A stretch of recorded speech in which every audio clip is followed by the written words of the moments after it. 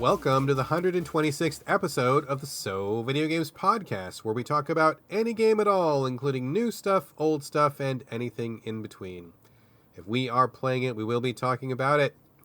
Today, we are recording on April 10th, 2019. My name is Brad Galloway. I am the editor of GameCritics.com. I am 50% of this show, and I am also slightly congested because I'm recovering from the flu. With me, as always, Corey Motley, staff writer at Game Critics. How you doing, Corey? I am doing well. I am happy to report that I am not congested and I am not recovering from the flu. But my hopes and dreams and wishes are with you, and I wish you a swell recovery. Thank you. Already feeling better. I was sick for about a week. That's why we delayed the show, in case anyone's wondering. Before we get recording, I do want to apologize in advance if I break into a coughing fit or anything like that. Please excuse me, folks. I'm doing my best. But I am feeling pretty okay. So before we go further, just a quick reminder to everyone that our usual banter section comes after the show. If you want to hear more from us, it's not necessarily game-related. Stay tuned after the music for extra content. And before we get to the actual main event of the show, a spoiler warning.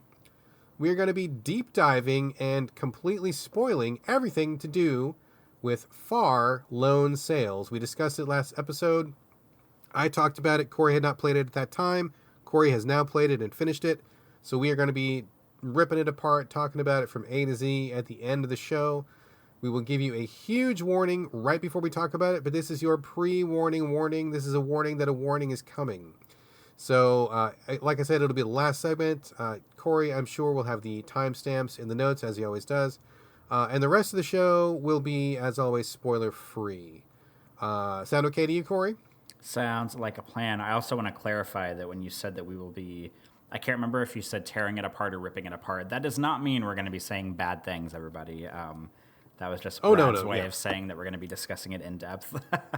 Yes, thank you for the clarification. No, I strongly doubt that we will be ripping it apart, as in speaking negatively. I love that game, and I would be very surprised if Corey did not at least think it was okay. So we'll get to it. We will get to it.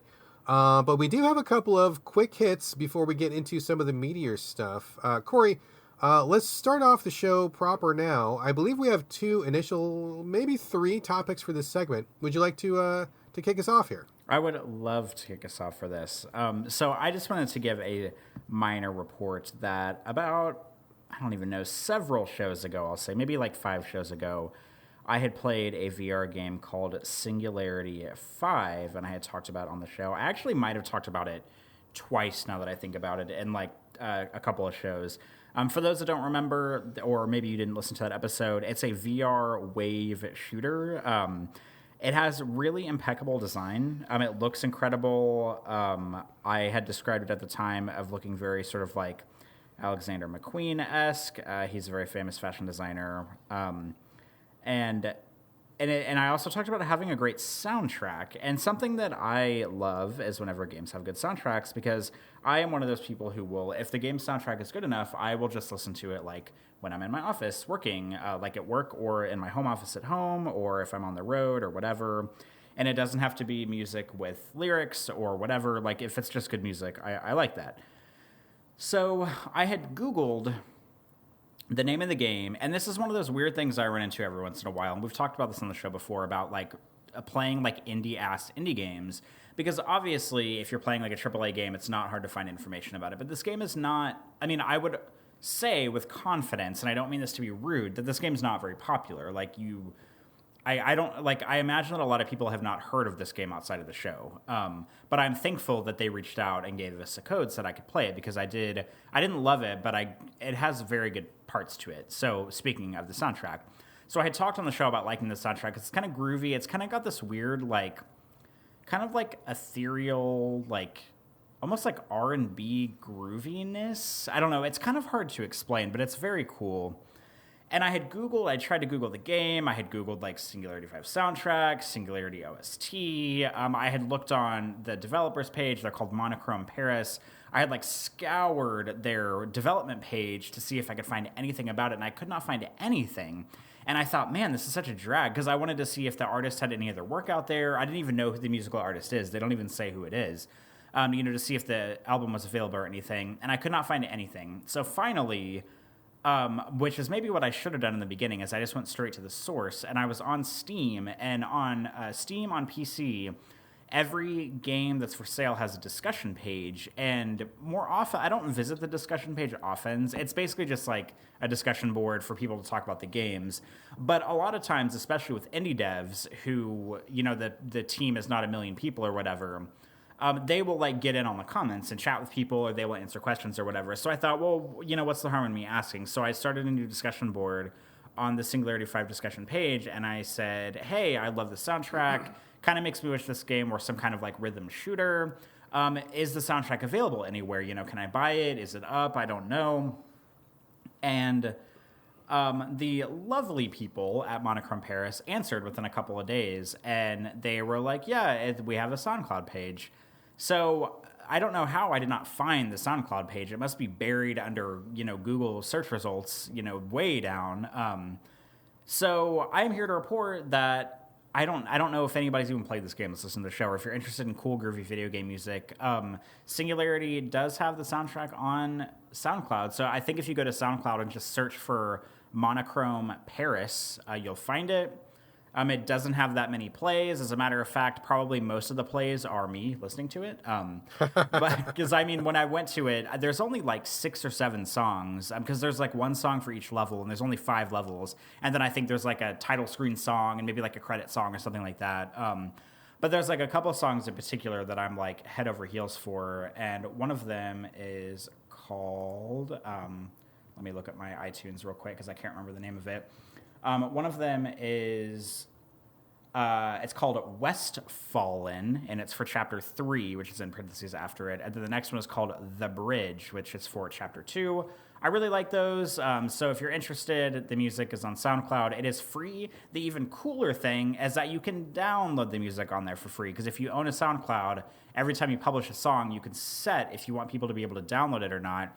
And a lot of musical artists don't let you download music on SoundCloud, because then all the music is free and they're not like getting money or benefiting. Usually they just put like clips of songs there, let you demo them, they don't let you download them, and then their music is on like iTunes or Spotify or whatever.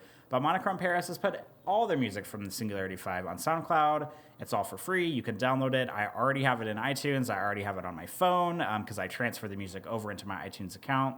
So big thumbs up to Monochrome Paris. I'm really pleased that they have the music out there. I'm really pleased they got back to me, and I am just keeping my fingers crossed that they actually make a cool rhythm wave shooter in the future. I don't know that they probably never actually will, but that's like my secret hope and desire. But that is my big housekeeping note for the show. Excellent. That's pretty cool.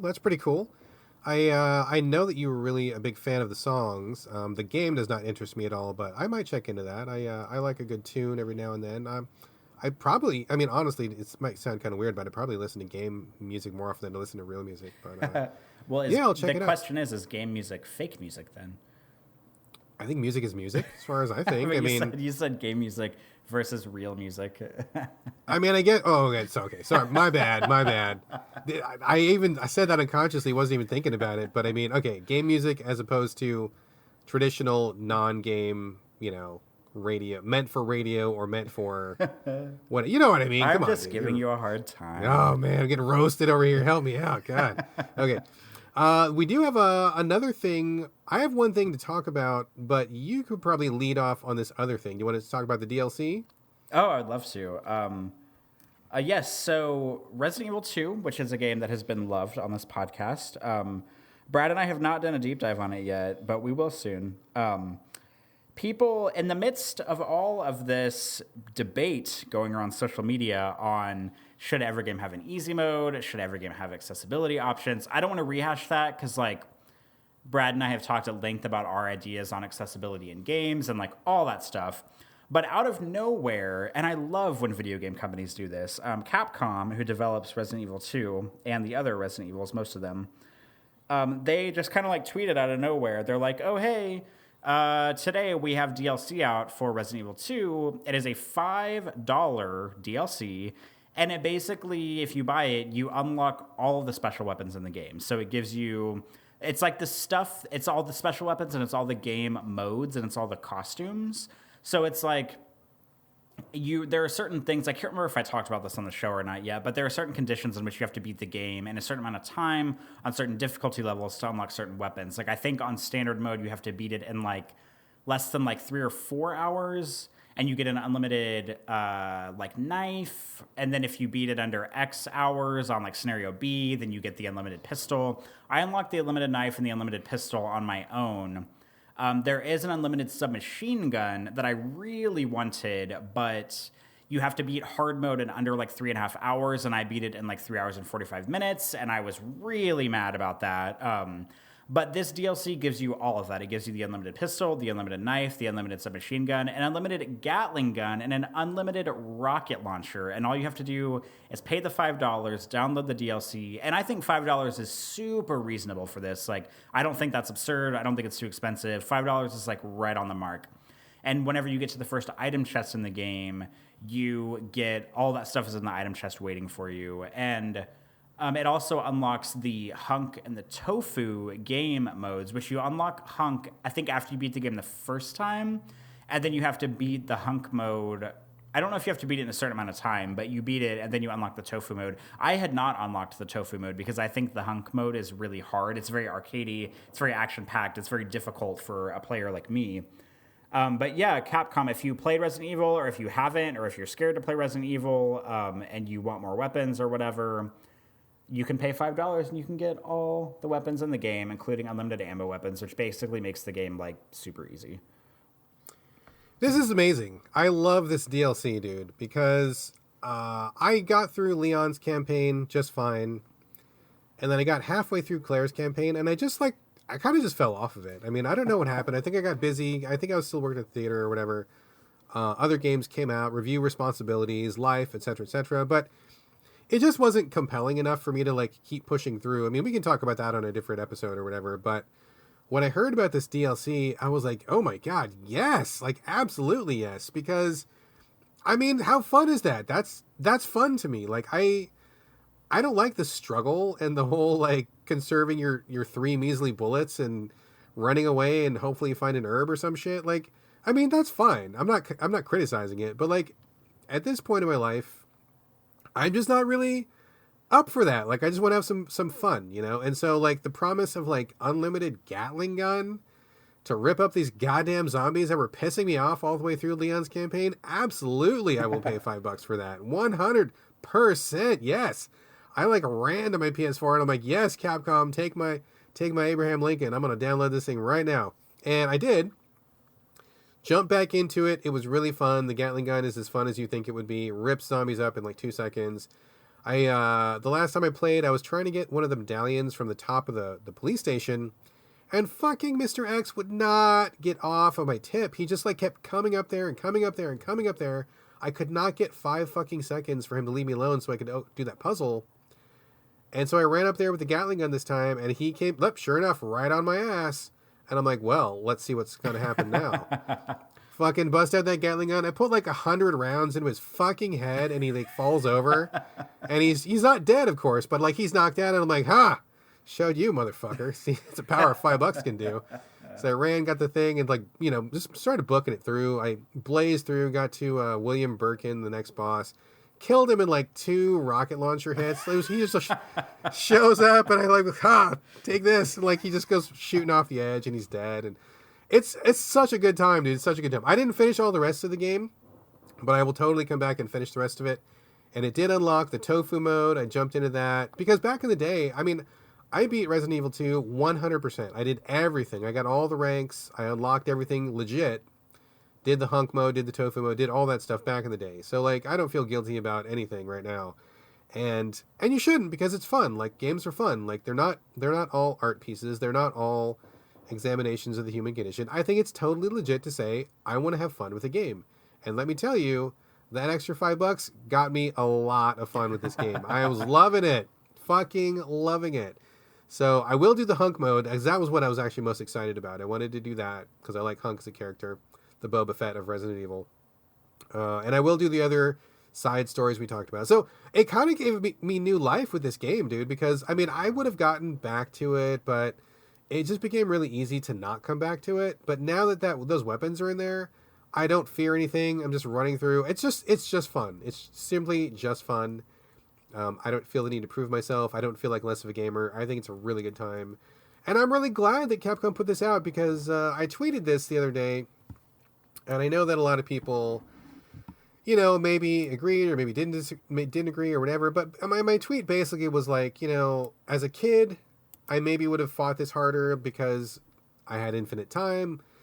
I thought I was going to live forever. I had no stress in my life. So maybe replaying a game 27 times sounds like a good thing when I was like maybe 12.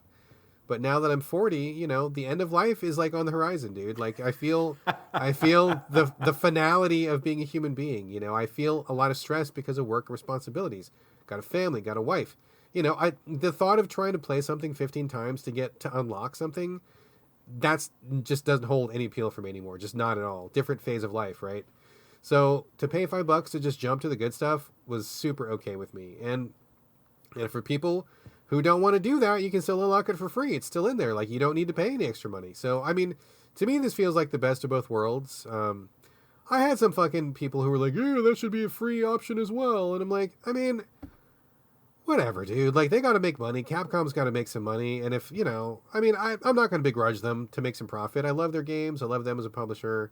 And if $5 buys me an express ticket to the end game shit, I mean, I'm fine. I'm not gonna be too upset about it. I mean, if it had been like $20 or something, maybe I would have been upset. But $5 to me is like, I mean, let's be real. Like, if you go to Starbucks and you get like a large cup of coffee, it's $5. Like, you get a sandwich at Subway or something, it's more than $5. So like, I know people are buying, burgers and coffee and whatever, buying a beer, buying a drink, whatever. If you just skip just one of those things once, that's enough to pay for this, and I think that Capcom deserves a couple bucks. So I don't feel bad about it. I thought it was great. I'm really glad they threw it in there, and I would recommend anybody else who wants to see Resident Evil 2 in a whole new light to please do that. I think it's great.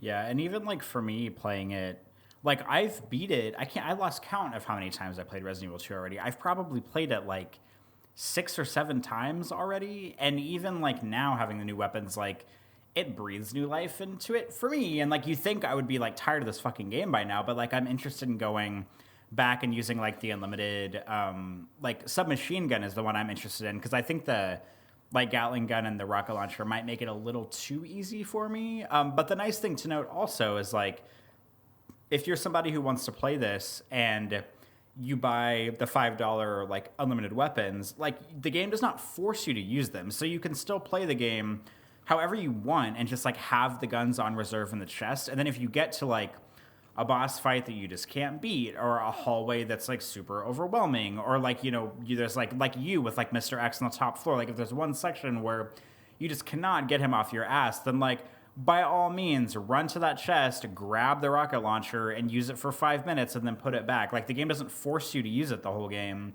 but you can use the regular guns as much as you want. But if you're just like really having a hard time in one area, like hell yeah, like get that rocket launcher out and use it for a few minutes or something. So it's just nice because like it still gives you the widest array of options you could ever possibly have in going into the game, whether you still want to play it difficult or you need just like a little bit to help ease some certain sections, or if you just want to take the rocket launcher through the entire game and use it on every single enemy, by all means, you are free to do so.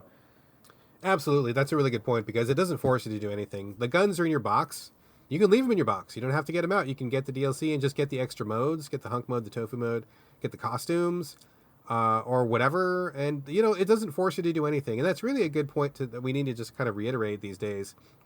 Like, adding a mode like that's an option, doesn't take away anything from you if you choose not to use that option. Like, there's no reason for other people to not have that option. So I think something like this is great. To me, it's like the best of both worlds. I love this option.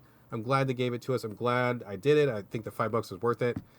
Totally made Resident Evil 2, which was already a good game, to be fair, just a wonderfully super fun game, and just shooting zombies with no fear is awesome. It's a great release, great cathartic feeling. So I dig it very, very much. Okay, let me take a quick sip of water here. Pardon me, folks. Like I said, still kind of recovering from the flu, and I'm trying to get through this podcast without hacking and coughing and all this stuff. So we haven't really discussed this, Corey, but I figure this might be a good way to discuss it, or maybe we'll just have kind of like a quote-unquote open discussion with our fans.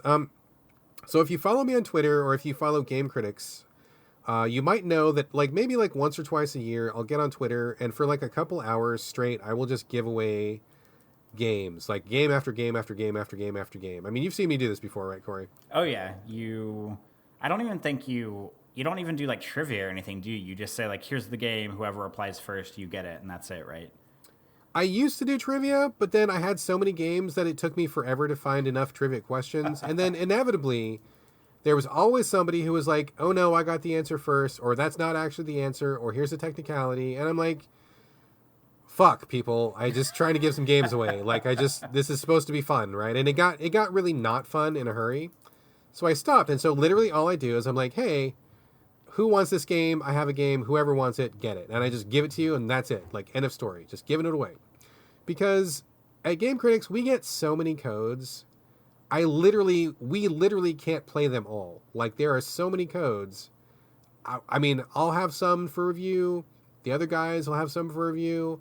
There'll be some left over. And, like, we just have a pile. Like at the moment, I have, like, several hundred games that we just couldn't do anything with. And so, instead of getting on Twitter and doing that again, because honestly, it takes a long time to give away that many games. Usually takes me at least like 2 or 3 hours sometimes. And I just don't have that kind of time anymore. Like, I just don't have the time to sit there and do it. It's really fun. I really enjoy doing it. I love giving things away. But I just don't have the time. So instead of that, I'm thinking that we're going to take some of those codes and we're going to give them away here at So Video Games. So I want to reward the people who listen to our show. I want to get new people to listen.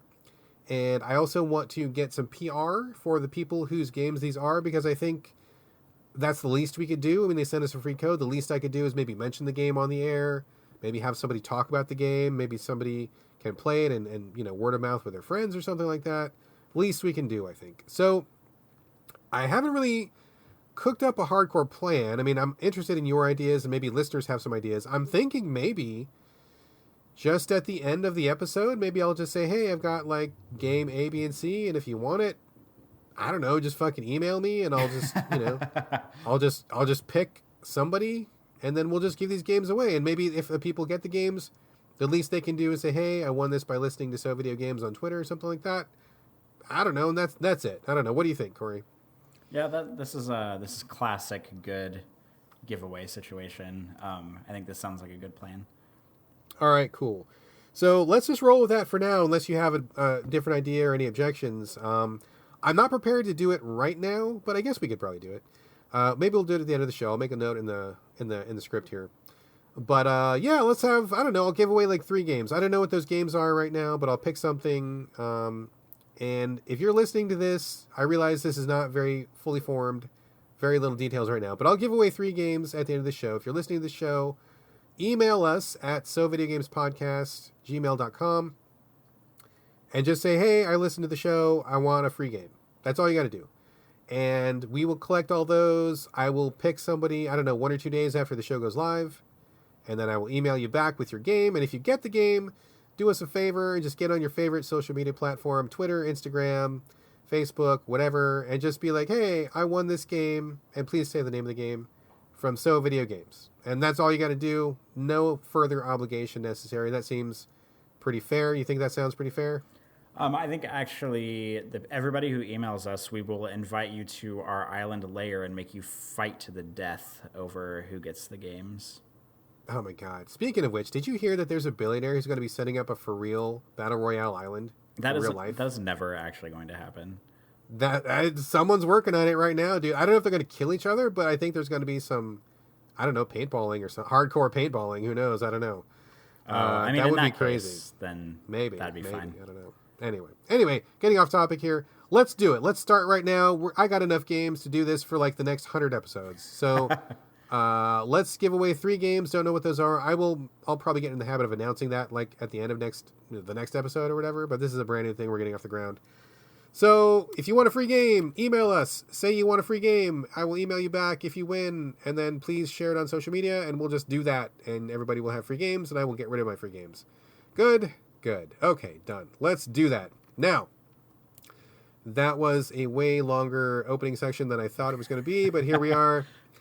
let's get to the actual games chat. I'm going to turn it over to you, Corey. You're going to be talking about a game I am extremely, extremely curious about because good man on Twitter, Trashylvania, I love Mr. Trash. He had told me about this game a million times. He convinced me to buy it. I bought it when it was on sale. I downloaded it. It's on my Switch right now, but I have not actually started. He swears by this game, though. He says this game is the shit. So I'm very curious. You downloaded the demo for Detention. Tell us all about it, sir. I'm thrilled to hear that you bought this. That's funny because I have not actually bought it yet. I just have the demo, and now I hear that you own it and have not played it. And I've downloaded the demo and have played it, and you have not. And now we're in like a weird mirror universe of who owns what games and who's played the demos. But I guess you haven't listened to the Banter yet. In the Banter, we're in kind of the time loop right now. I talked about my power going out at some point in my house. And whenever your power goes out, what other thing do you do but play video games on your Switch? That's the only thing you can do when the power goes out. Literally, if you don't have a Switch, I guess you just go to bed. I'm not sure. Power went out. I had downloaded the demo for Detention on my Switch a while back and had never played it. And this is actually sort of kind of timely because I had played... this is from the same developer that put out a game that I can't remember the name of right now. That first-person horror game I played like a month ago that got delisted from Steam. Not delisted, but they pulled it off Steam. Yeah. The company's called Red Candle, I think. God damn it, I cannot believe I can't remember the name of that game. I'm totally blanking on the name, too. We just talked about it like 2 episodes ago. Oh, my God, I know. Well, we're lame. We are the lamest. We are the lamest ever. I know. Okay, sorry. Let me look at... Oh, Devotion. It's Devotion. Okay, there you go. Thank God for Steam listing games by when I played them last. So this was Devotion. I think it's their first game. And I had heard... I didn't know it was a thing, but you had briefly talked about it whenever I was talking about Devotion on the show, that they had made Detention before this. And Detention is it's like a side-scrolling kind of third-person horror game. I downloaded it, the demo. I played a little bit of it the other night. The demo is only about 20 minutes long or so, which is pretty substantial for a demo. And this is one of those games that I see on the Switch shop online on sale a lot. And every time I look at it, I think, man, this kind of looks like my aesthetic.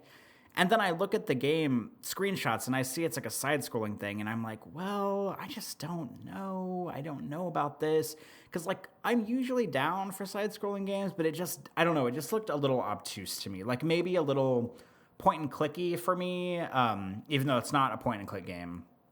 So I thought, okay, I'll just play the demo. So I played it, and you play as a character. I think his name is Wei, if I'm not mistaken, Wei. And he is in a classroom. He's like a sophomore or junior in high school. I think it takes place somewhere in Asia. I don't know if it's China, but it's very, like, ingrained in that culture. And he is in class. He falls asleep in class, and then he wakes up, and everybody's gone. So at first he thinks he just slept through the class, and then there's, like, nobody around.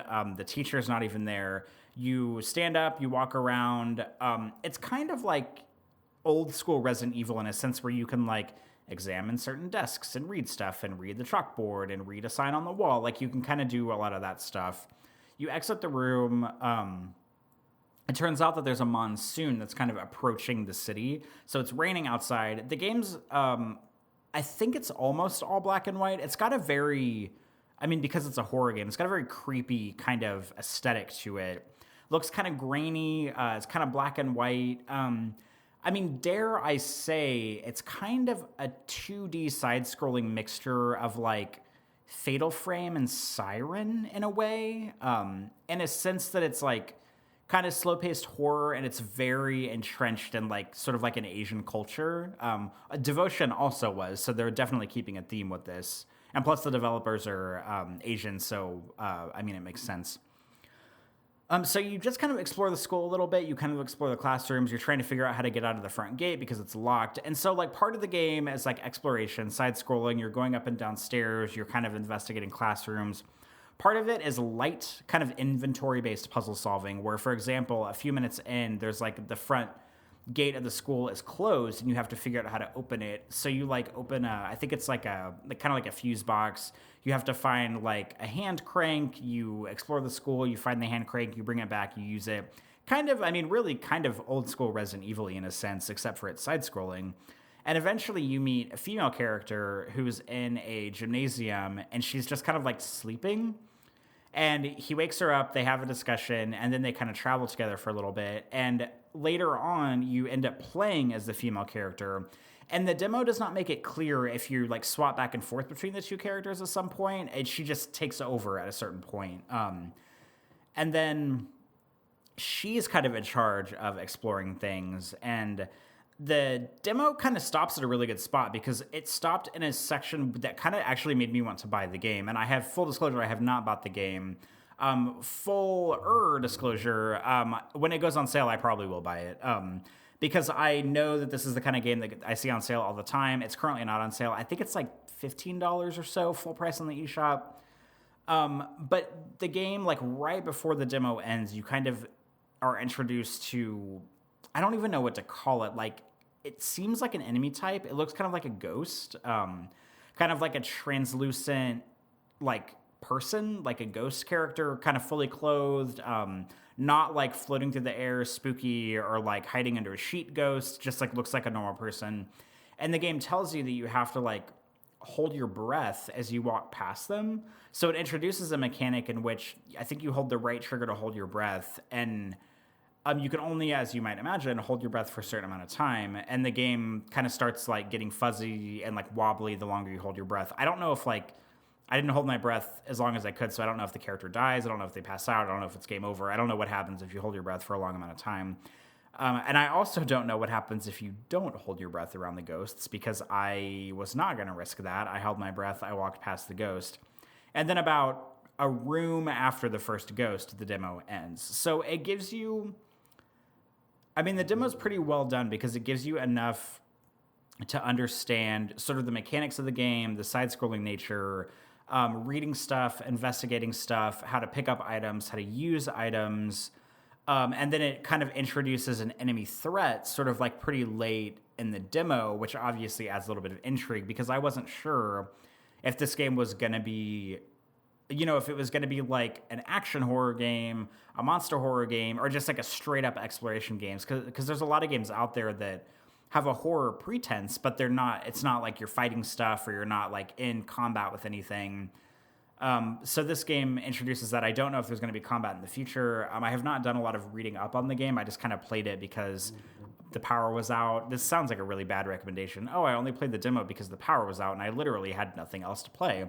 It's not true. I had just been waiting for the right opportunity, and the right opportunity came around. So, I mean, I'm not sure if I can recommend it or not. It seems good. I mean, I went in kind of a skeptic because I wasn't sure if this was going to be up my alley, because it's the kind of thing I'd seen on sale a few times and I just didn't pull the trigger on. But after playing the demo, I actually am interested in it. So as soon as it hits a sale on the Switch, I will probably pick it up, maybe play the whole thing.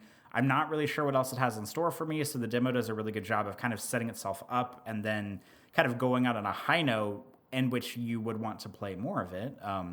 So, yeah, I mean, I don't know what else I can say. I like the demo. If it sounds interesting, the demo is free on the eShop for you to pick up. Pretty sure it's multi-platform. I think it's on PS4 and Xbox One as well. It's probably on PC.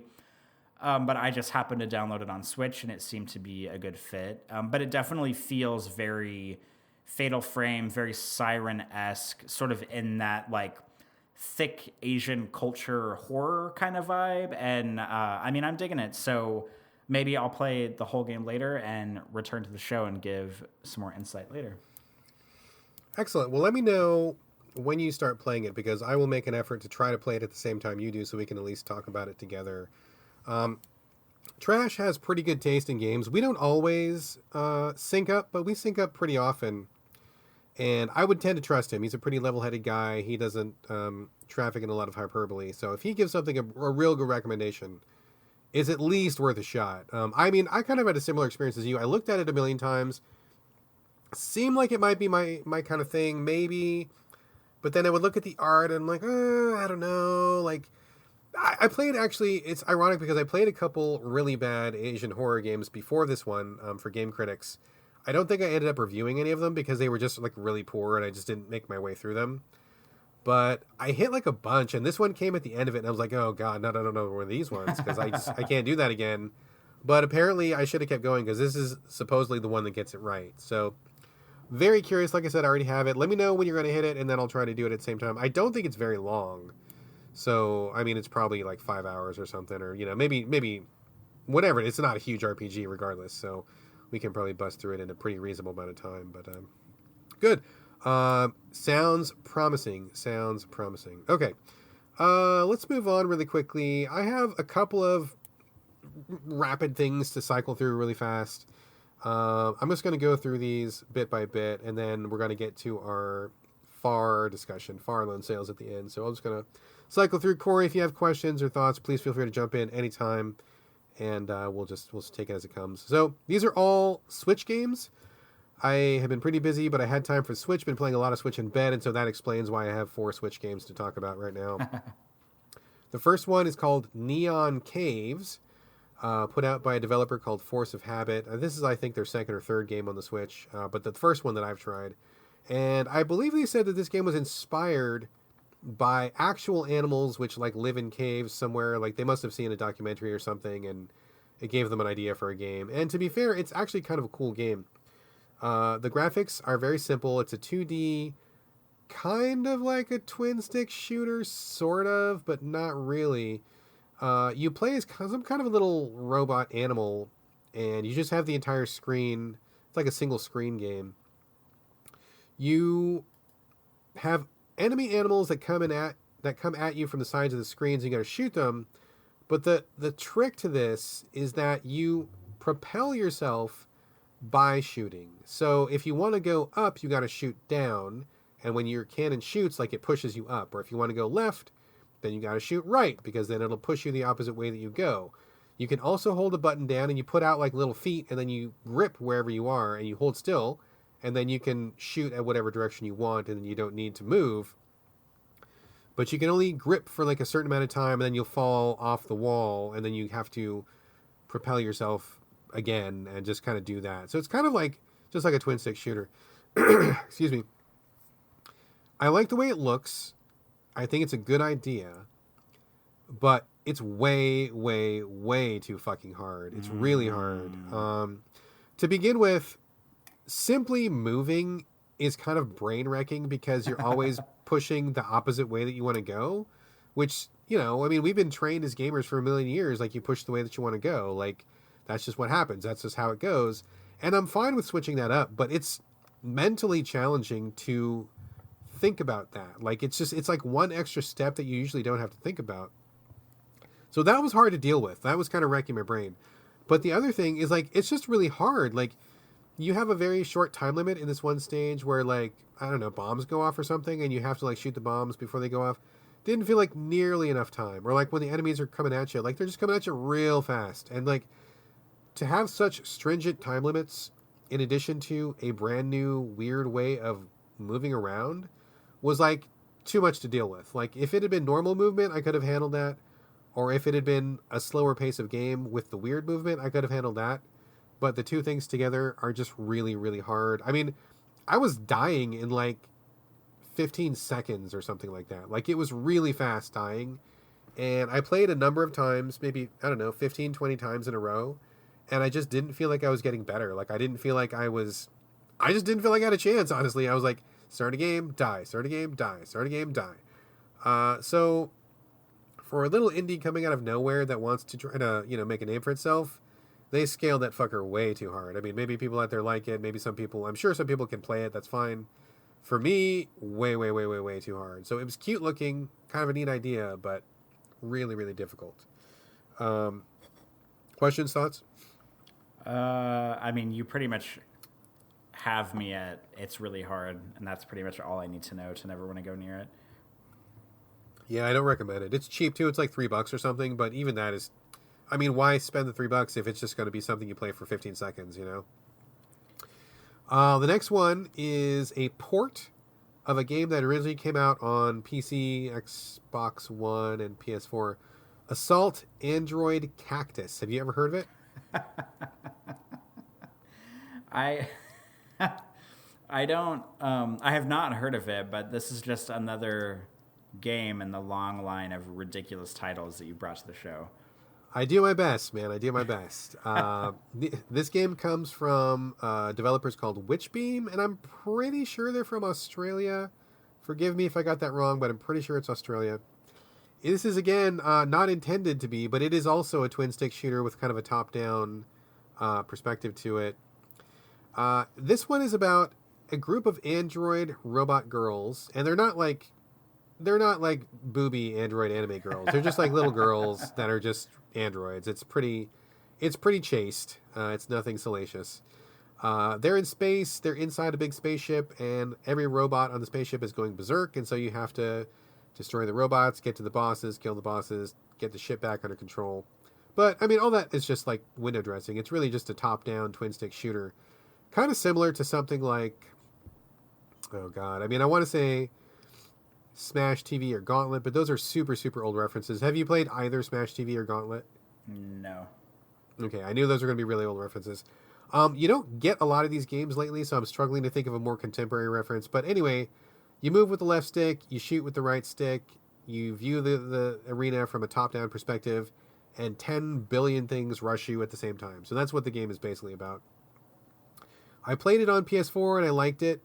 It's very intense and very frantic, but I think it's really well put together. It's very cute. The developers did a great job at the genre they were going for, so I think they were very successful with that. This new mode on Switch, or this new release on Switch, has a couple of things added to it. So number one, it runs really well, and I'm kind of just shocked because the number of stuff that comes at you is ridiculous, and I totally thought like the Switch was going to chug or that it would be a lot of slowdown or something. No way. These guys nailed it. Like, it runs like a dream. I didn't play the entire game because I've beaten it before and I didn't want to play the whole thing again. But I played through like a big handful of levels and I didn't have even a bit of slowdown. So amazing job with the conversion there. They've also added some new costumes. They've added some accessibility options which were not present in the original release, like letting people have auto aim if they want to play with a single joystick instead of two joysticks. There's auto revive. Excuse me. There's a couple other things like the ability to invert the fire mode. There are enemy flash settings if you're sensitive to a lot of flashing going on in your games. There's some audio elements if people need more of an audio element. There's care taken in with regard to the shape of things. So if you're a colorblind player, you can rely on the shape of things rather than just the color. But you can also change the tint of things. I mean, these guys really went above and beyond in adding some accessibility settings, which, trust me, does not make their game even one iota fucking easier. It just makes it more accessible. Still a really difficult game if you're not great at these games, and I'm not great at these games. It was hard work to get through it the first time, which is one reason why I didn't want to play through it again. I did enjoy it. I think they did a great job. This is a wonderful port, wonderful accessibility options. Witchbeam are a bunch of cool guys. And if you are in the market for a top-down shoot-'em-up, this is a very, very excellent one to get. It's good stuff. So that's Assault Android Cactus, now on the Switch. Questions, thoughts, Corey? What does Cactus have to do with the game itself? See, I wondered that myself. It's just the name of the primary character. They all have kind of weird names. Cactus is the main character. It's just like a girl with like green armor. And then everybody else has like kind of a weird name. I can't remember them off the top of my head, but I think they have like flower names or something like that. So it's just a name. Cactus literally has nothing to do with this game at all. I don't know why they picked Cactus. She doesn't look like a cactus. She has no needles. She is not full of fluid. I mean, she doesn't live in a desert. I don't know why they picked Cactus, but that's a good name, but that's disappointing that has like nothing to do with the game. Yeah, I'm actually friends with those guys. I should hit them up and be like, how did you guys pick that name? Because I honestly have no idea. But anyway, the next one, keeping with the theme here, is a game called Overwhelm. This is another indie difficult game coming from a developer, Random 9, who says that he has built his career on making difficult games. I have not looked into his backlog, but I can confirm that this game is hard as fuck. What it is, it's a 2D pixel-based side-scrolling platformer shooter. You play as a tiny little pixel dude who rides in on a horse, and there is a hive of enemies buried underground. You just ride up, and you jump down the hole and go inside the hive. You got to kill this hive. You don't really know why, but I mean, hives are generally, I don't know, seem like bad things, and I don't know, there must be some reason that you don't want these guys around your house or whatever. But you jump in, kind of abstract graphics, pretty simple, but I think it looks good for what it does. I like the way it looks. You have a gun that can shoot 3 bullets at once. You have a limit of 99 bullets. You can jump and double jump, and that's all you can do. So it's pretty straightforward. And this game is like blisteringly fast. Like, it's really fast. Things happen in the blink of an eye. Monsters, it's not a roguelike. It's just, it's got set levels. Excuse me. But the monsters are randomly generated. So, like, if you die in a hallway and come back, like, there may be that monster again. It may be a different monster, maybe no monster.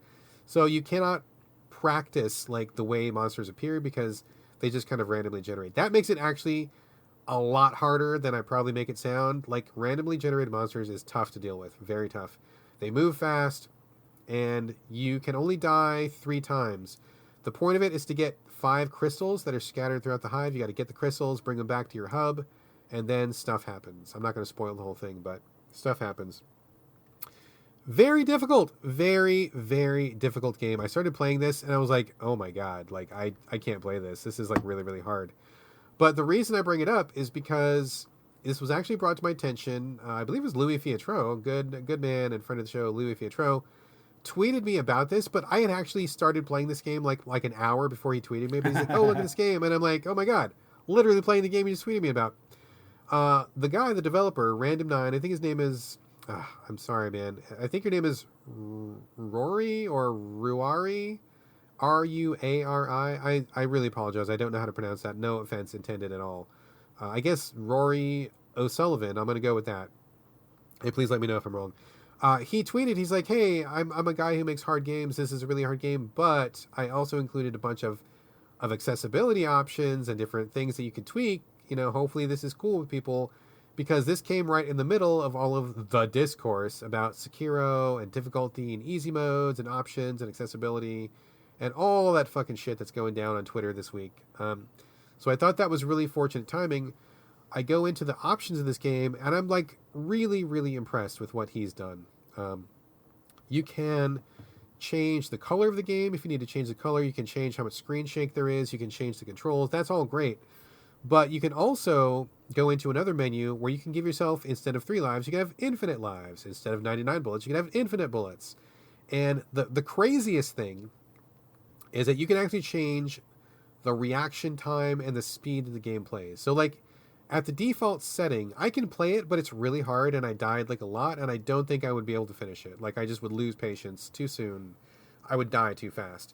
But if you go into that menu and you tweak the speed of the game, you can crank it up all the way so that it almost feels like it's in slow motion. So, like, if you don't have great reaction times, if you do not have good Twitch skills, you can crank that thing up and just play the entire game with infinite lives, infinite bullets, and in slow motion, and it's still really fun. Like, it's fun to just go through the game, to shoot monsters, grab the crystals, fight the bosses, and the difficulty gets scaled so far back that, I mean, you can eventually just, I mean, you're not going to die. I mean, you will beat the game at some point, but I really appreciated how he took his design of a lightning-fast, super lethal game that would require world-class Twitch skills, and he's like, you know, fuck it. I'm just going to give you these options. You don't need skills. Just play this game and just get through it. And I love that. Like, I would never finish it, but I did finish it using some of the options. I thought it was still really fun. I think that anybody could play this now and get through it. And it did not ruin my experience. It did not take away from anybody else's experience, because you can still play it on the basic settings, the vanilla settings if you want, and you can die 1,000 times. Feel free to do that. But it was just really cool to see another developer who's like, you know what?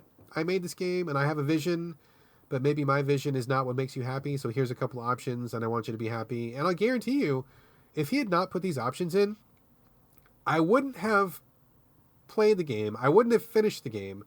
I wouldn't be talking about the game. I probably wouldn't have bothered to review the game. And I reviewed it this morning. The review's going up probably tomorrow. And I sure as hell wouldn't recommend this game.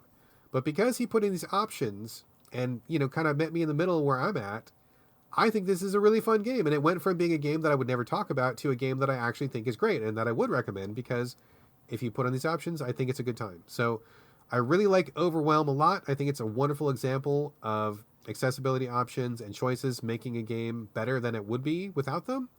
and I think it's just a really good time. It's on the Switch. It's a really good fit for the Switch. I think it's just lovely. So I'm really glad that he did that. I cannot believe these developers that are caving to this SJW pressure of compromising their artistic vision for their games, Brad, and making them easier for the masses. This is fucking bullshit. It's funny you say that because, I mean, based on how difficult this game is, I'm guessing probably 1% of people have the skill to actually finish it. It's like, it's crushingly hard. And so those people are going to play this game and not care about it. But like all these other people who are making all this racket and noise, those guys use FAQs. Those guys use walkthroughs. Those guys go on message boards. Those guys use mods and cheats and stuff and act like they don't.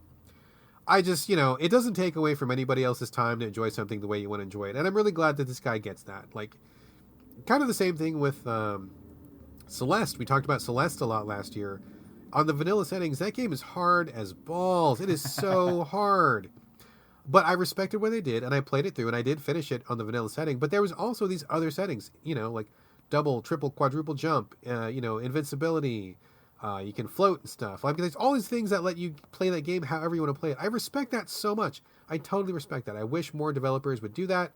And I wish people would drop the bullshit about, giving people options is somehow less honorable or it ruins someone's vision or like, you're a bad person if you play on easy mode. Like, fuck off. Fuck off. Games should be enjoyed. Games are made to be enjoyed.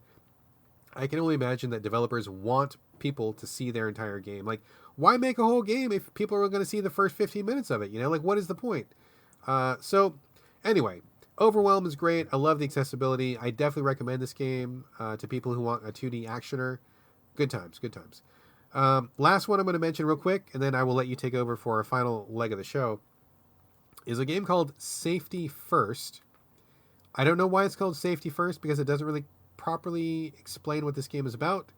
But this game is about a robot which pees on things with its robot penis.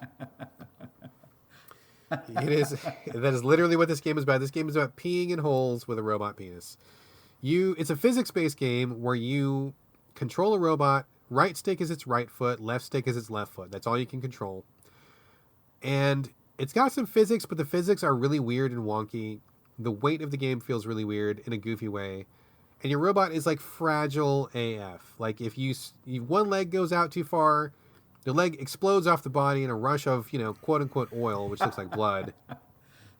He falls apart into a million pieces, you die. But basically, you're looking at these 2D levels and you'll see like a hole in a wall. And you're not peeing urine, you're peeing repair fluid, is what the game says. You are loaded with multiple drops of repair fluid. So you need to like shuffle over, aim your robot penis over that hole, shoot your yellow repair fluid into the hole, and then you win the level. So it starts out really easy. And then, all sorts of weird shit happens. Like sometimes the hole is on the wall. Sometimes the hole is moving. Sometimes you're on a platform that's moving. Sometimes you got to make this big jump. And so you got to like coordinate your sticks so that you're jumping at the same, your feet are moving at the same speed in the same direction at the same time. Surprisingly much more difficult than it sounds. Very difficult to do some of this stuff. It's one of those games where like fucking around and dying with the physics is really what the game is about. And so seeing yourself die like 1,000 times. I bought it on a whim because I thought maybe my son would get a kick out of it. And he did think it was funny, but the difficulty ramped up really quickly. So he kind of bailed out of it. But I've been playing it and I think it's really fun. I think if you're in the mood for like a physics bullshitty silly game, this is totally it. And just peeing on stuff, I think is just kind of fun in general. I'm sure you can agree to that, Corey. I'm sure you've peed on things in your time. The most fun I've ever had. There you go. I've also enjoyed urinating in my time, so that's a good time. Oh my god! And it's just fun. I mean, sometimes you gotta pee on like another robot's head, or sometimes you gotta pee like on an elevator that's moving, or like sometimes you have a ball of pee, you need to kick the ball and get the ball of pee over a wall or something. Oh my god! It's just dumb, funny, ridiculous, not too serious at all, and it was really cheap too. It just was really, really fun. So if you want something that's really physics based, where you're going to try to make a stupid jump like 10,000 times, you'll make it on the 10,001st time, laugh about it, and move on. I think it's pretty good. I actually kind of like it. I think it's really goofy and fun. I enjoy it. I do maybe like 5 or 10 levels a day, and then I'm good, and I just move on from that. There's a couple modes, and it's pretty straightforward. I mean, you can watch some videos on YouTube.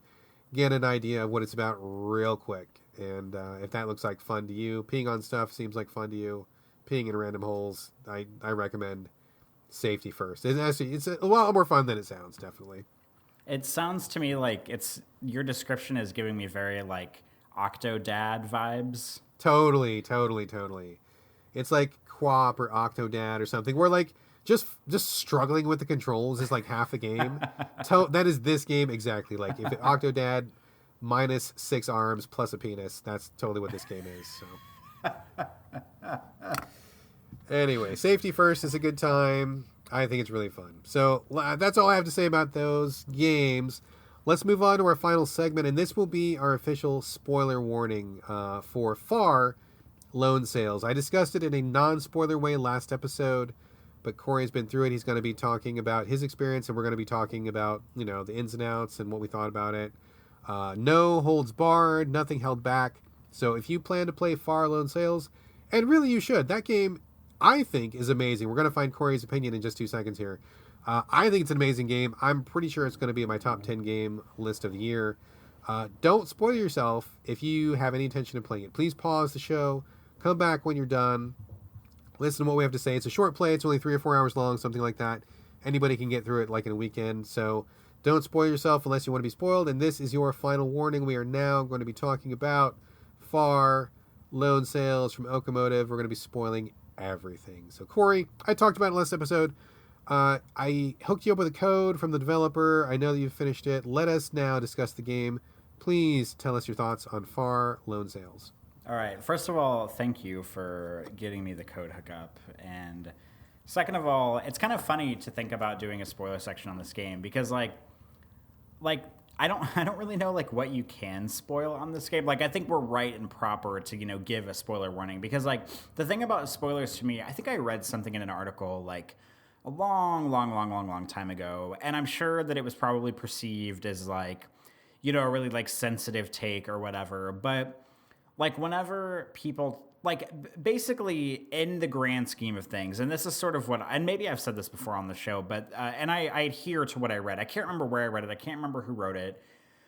Basically, it kind of carried the idea that like basically anything that you learn about something can be a spoiler. Like I know that you have obvious spoilers where whenever, in general, when we talk about spoilers, we think like, oh, talking about like where the story goes and like what happens at the end of the story and what happens to the characters. And I feel like that's what people think of whenever they normally think of spoilers. But in like a grander sense, I generally do believe that pretty much anything you learn about a game can be a spoiler because there's this idea of going in like completely with, not knowing anything about the game. And like, and I've also thought a lot because there are people that talk about movies and they'll be like, oh, well, there's like this like twist end of the movie or there's a twist. And I'm like, okay, well, like just knowing there's a twist is a spoiler to me. You know what I mean? Like Exactly. Yeah, like I would rather like not know that. There's just like certain details that maybe a lot of people wouldn't consider to be spoilers that I consider to be spoilers.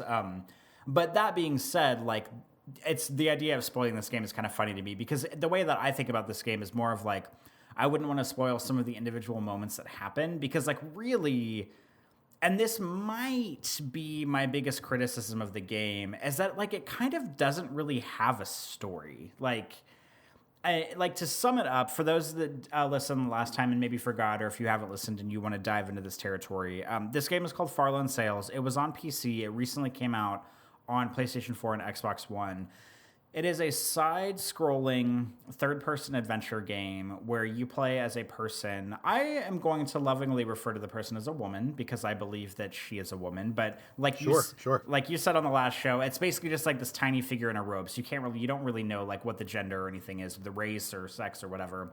I think she's a woman, so I'm just going to go with that. You play as this woman who has this pretty amazing like ship thing. The game calls it not a locomotive, but an okamotive, O-K-O, okamotive. And it's kind of like the thing that like Rey is flying at the beginning of Star Wars. Yeah, that's a good comparison. But it's chunky. Looks chunky. Yeah, but instead of like it being like a motorcycle, it's like a thing that like the character's like all the way inside of. So you basically are in command of this ship, this locomotive, and you just kind of like take it across these sort of like post-apocalyptic wastelands. And the thing that I like about the game is that when I say post-apocalyptic, it's not like nuclear blast, zombies everywhere. You know, it's basically like you are kind of like the only living thing that you find in the game, which I think is pretty cool. I mean, maybe it's like cool or maybe it's not cool, but I kind of enjoy that. It's very desolate. You're kind of on your own. You're existing in this really kind of like gray, kind of worn out, torn down world.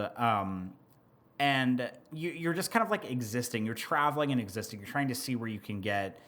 But I mean, like I said, perhaps my greatest criticism of the game is that there really kind of is no story, or at least no story that I could really pick up on, because all you're doing is just riding this this vehicle across these landscapes, and you never meet anyone, you never talk to anybody. You kind of occasionally ride through some like ruinous areas where there'll be like some tractors that are like broken down in the background, or there might be a big like boat or something. And I mean, part of the game, you mentioned this last time, part of the game definitely lends itself to you believing that, you know, certain parts of the game you're kind of over like a dried up lake or like a dried up ocean, because there are like boats that are just like planted in the dirt in the background in some areas. And there is one specific area where you ride through like a farm, and there's like sheep or something, so at least there's like a little bit of wildlife out there, but it's not like an I Am Legend or like Horizon New Dawn where you're like out in like these lush post-apocalyptic like areas. It's very dry, it's very gray, it's very desert. But that being said, I really like the setting.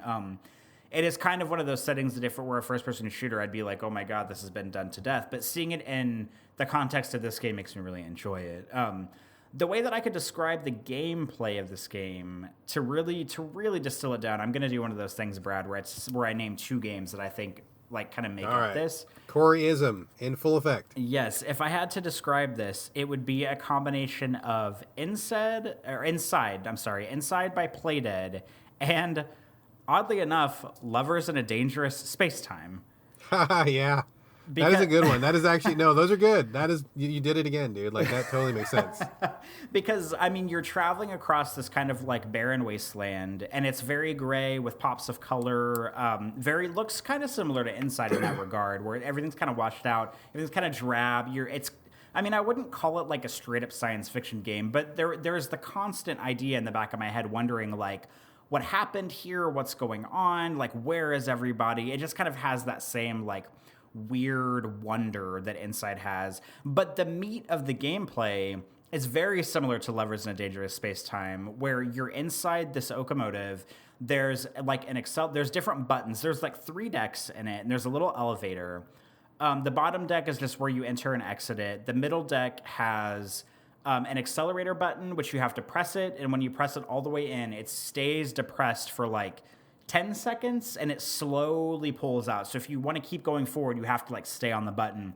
However, if you're accelerating, steam builds up in the vehicle, and there's a steam button you have to jump up and hit, and it releases steam. The steam also accelerates you a little bit faster, so it can be like a tactical advantage.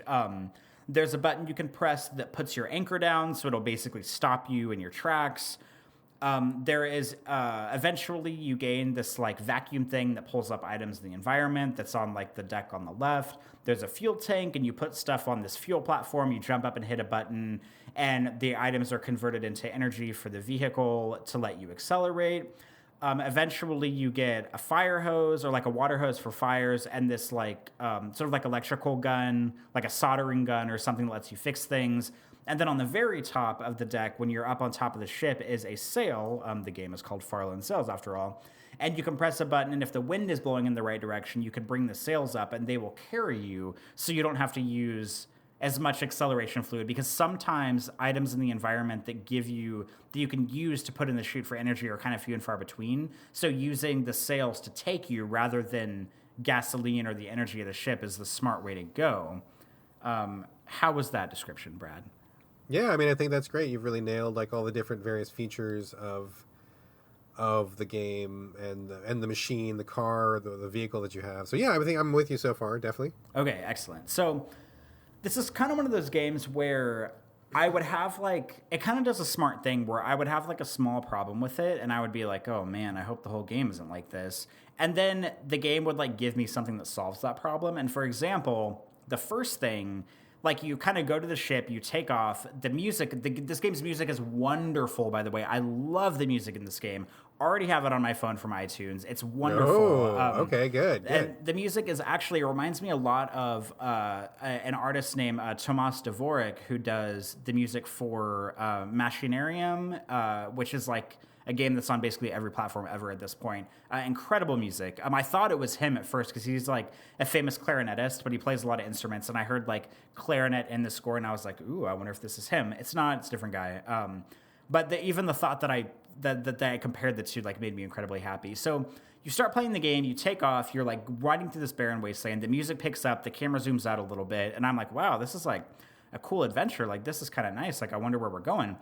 And then like the energy starts going down in your ship, and you end up having to stop like maybe every like 15 seconds to like exit your ship to pick up a thing to take back to the ship to put in the energy thing to like give the ship more energy. And after like the third or fourth stop, I was like, oh God, like, is the whole game going to be like this? Because I was really enjoying like the feeling of like taking off and riding into the sunset and like having the cool wasteland around me. But then I would have to stop every few seconds and like pick up stuff. And I was like, oh man.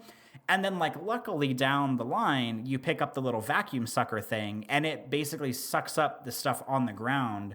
So that way you don't have to stop the ship and get out. However, that brings one more fold into the things you have to do on the ship, because the ship is a lot about resource management. It's about knowing when to accelerate, having to hit the steam button so that way your ship doesn't overheat, having to run around the ship to get the little boxes to put in the energy chute, hitting the button for the energy chute, taking the button or the things for the energy out of like the vacuum chute and then putting them on the energy pad, taking the elevator up to the top and, activating the sails if you need to. If for any reason you run into something and one of your items sparks, you have to grab the little spark gun and go fix it, or something catches on fire. It's like there's a lot going on. It never felt super overwhelming to me, which is a good thing, because I was worried. Because a game like Lovers in a Dangerous Space-Time, which has very similar mechanics, but it's more of a co-op game where you work as a team in order to like pilot and shoot and shield your ship. That game is really fun, but it's really overwhelming, and it gets really hairy. This game far did not get super. There's only like a couple times where I felt really overwhelmed in the game, but I kind of liked those moments because they were moments. Like they felt like scary, or they felt intense, or they felt like the game was supposed to be really, just like adversarial in a way that I appreciated, because there's a lot of the game where there's just downtime where you're like riding around, you're kind of seeing the environment. And so having those moments really made it special. But that is sort of like a little bit of my other criticism of the game. So like I would classify myself, this is a strong like, but it's not a love. I wish I liked this game a little bit more than I do. And I don't dislike it. So like, nobody like freak out or anything. I do think it's wonderful and it's lovely. The music's great. I like the place, the atmosphere that the game takes place in. But like some things that bother me that just don't quite add up to me is the fact that like the game like pretty much doesn't really have a story at all, or at least no detectable story I could pick up on, which is a weird thing for me to say, because usually I'm the guy that's like, oh, give me those ambiguous games, motherfucker. Like, I'm the guy who, like, wants those, like, games where, like, you can't really tell what's going on. And that's, like, something that I like about Inside, like, by Playdead. Inside, like, you pick up on, like, pretty strong ideas of things that you think could be going on, but there's no, like, overarching story narrative for the game. And I think the thing that far lacks for me is those sort of, like, weird background themes that are going on. Because, I mean, you kind of understand that the game is kind of post-apocalyptic, that maybe something happened, that maybe it's like after global warming and everything's died out, or maybe there was a nuclear war. Like, the game never really tells you, but it doesn't really give you any clues about any possible thing that could have happened. Whereas like with Inside, there's like a lot of themes about like mind control and about AI and about slavery and about like, sort of like corporate, sort of like biology and like genome mapping. Like there's just a lot of weird stuff going on in that game, and it like really sits with me. And something that I don't like about Far is that it doesn't really have any of that stuff. It's just kind of like you and your ship and you're going places. And then the other thing that I don't like about it is it lacks a lot of really grandiose moments. And I was talking a minute ago about how there are moments where the game becomes adversarial and like the pieces of your ship might catch on fire or you're in like a hailstorm. And those moments are really exciting and they're really intense. But there's just not enough of them for me. Like there's too much of the game is spent just sort of like riding through these areas and you can't really tell what's going on. Every once in a while you have to get out of the ship, which I think those moments are good, where like your ship gets stuck for a reason at a gate or in like a weird elevator or something, and you have to like get out of the ship and go like solve some little puzzles and come back. I liked those, but like there are only a handful of moments that felt really incredible to me, and some of them being there's like a hailstorm you get caught in that I thought was really intense. There's this part where your ship goes inside this like gigantic like moving, I don't even know what to call it. It's like this giant mechanical structure that your ship goes inside of, and like that big mechanical structure then like walks you across this area.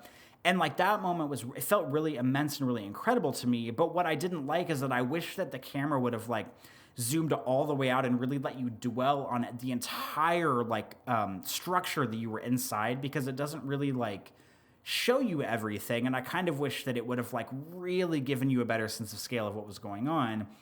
And then the last moment that really stuck with me, toward the end of the game, you're like just like riding along doing your thing. And there's like a freaking volcano in the background that like explodes, and there's like smoke and ash everywhere, and you're like your ship like almost goes up in flames, and it's like this really intense moment. But like I like that those moments are there, but I think they could have gone further. And I think that they could have done something to inject a little bit more story into the game, because they're kind of like exciting moments for the sake of exciting moments, but they don't really tell you anything about the story, or at least not that I could tell. The only thing they told me that were really story-driven is the fact that this could be like a post-apocalypse due to global warming, because it seems like every 10 minutes in the game you're in like a completely different sort of like global catastrophe. Like at the beginning it's gray and you're in like a dry area.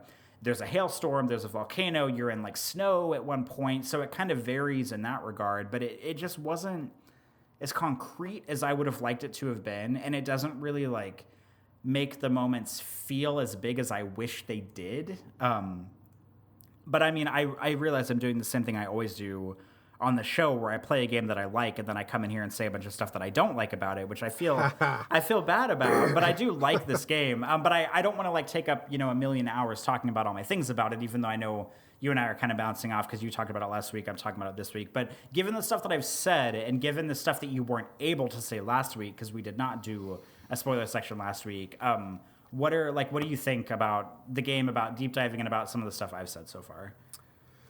I have many thoughts, and I was actually jotting them down because I didn't want to forget all of them.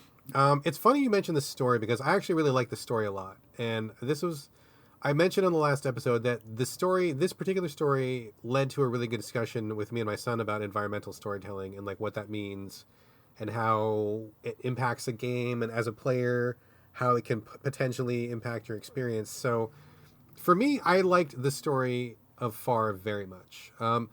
And I had to think about it for a minute because it doesn't really leap out at you. But as I was putting the pieces together, I began to really appreciate it for being very subtle and for being more about the world and not necessarily something. It's like, so this story boils down to a story of like person versus like environment or whatever. And so there's not any combat. I don't believe you ever get attacked by anything. I don't think. I'm pretty sure that never happens. But if you remember, the game starts off and your character's at a grave. And so you don't really know what this grave is about. And you probably forget about it pretty quickly, because once you leave the grave, you never come back. And like, there's no dream sequences or anything like that. But I think that's pretty important to set that up. And so your character obviously looks like a younger person because they're pretty small. I think it's safe to say that they're probably a child or a young, not an adult. And if you take a good look at your ship, there are some little drawings that are kind of spaced throughout the ship. There's a couple chairs. There's like a little living quarters. And on the outside of the ship, there's a little drawing of a bigger figure and a smaller figure. So if you put those things together, it seems pretty clear that like probably your parent, I'm guessing maybe your dad or your mom, died. and you're the only person who's left back where you start. And so, I mean, to me, putting those pieces together, and of course this is open to interpretation naturally, but it said to me, maybe the parent was really sick and they were not able to make the journey. It looks like maybe the father and son, or father and daughter, or mother and daughter, or whatever way you want to slice it.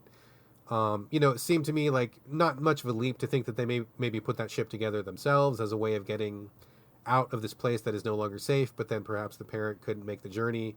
They waited until the parent naturally died, and then it's the child making the journey on their own in a ship that was designed to be piloted by two people.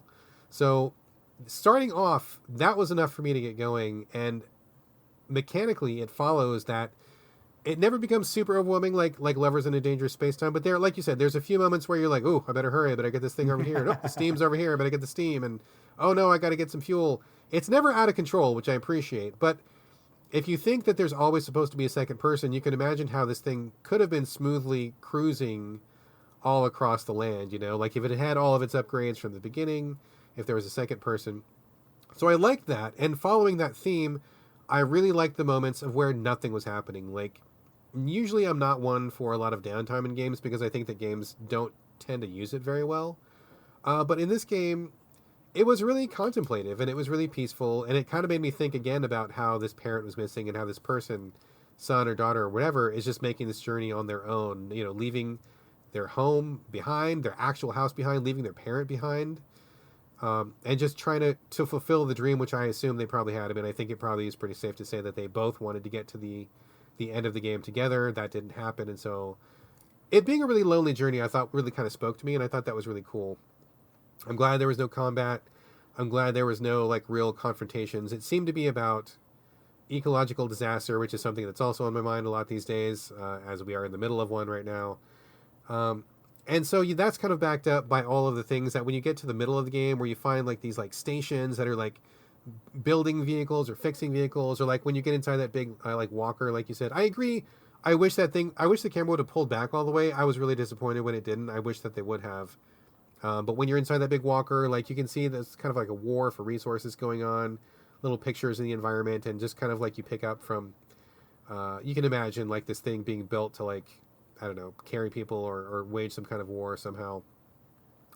So I really liked that a lot. That all worked for me, and that was all the story I needed, because to me, the loneliness, the journey, the player versus the journey yourself when it was supposed to be a journey of two people, that was good. That was good for me. That all worked for me very, very well. And I think when you get to the end, I think it is very sad because, I mean, nothing really happens. You get to the end of where you're trying to journey to, there's a bonfire or a signal fire, and so you just burn some fuel, and hopefully someone is still around to come pick you up, and it kind of ends like that, which I thought was really nice. It's kind of an ambiguous ending. You hope someone's going to come pick this person up.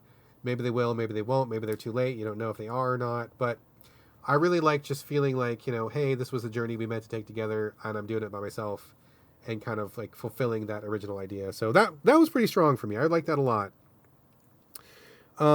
And just the solitude itself was really what I liked.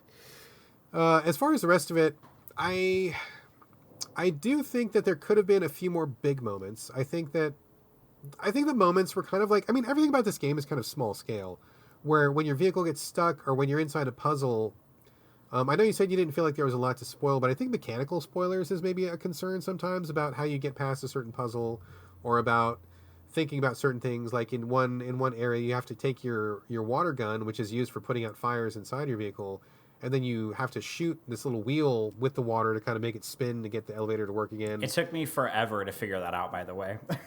That was a pretty clever one. That one took me a little while too, for sure.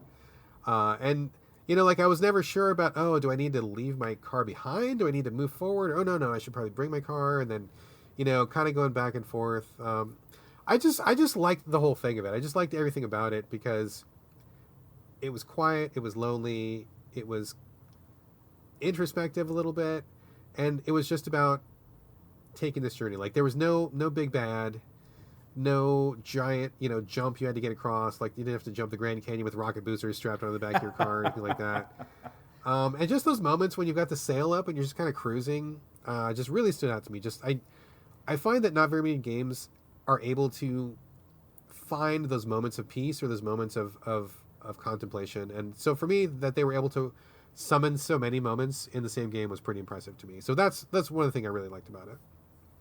Yeah, and I just like to kind of respond to that. I guess maybe whenever I was talking earlier about like there not being like enough big moments, I like kind of want to make it clear, not just to you, but to like everybody, and to myself as a matter of fact, that like I didn't like want this to be like an action game. Like I didn't need it to be like, you know, volcanoes and shit going off every 5 seconds. Like, and I really loved the moments of solitude, just like you did. I guess I didn't really say that earlier, but there were often moments where, and something I really like about the game is whenever you're in the ship, obviously the camera kind of zooms in and the ship takes up most of the screen, so that way you can really see what you're doing as far as like pressing the accelerator or hitting the steam button or taking the elevator or whatever.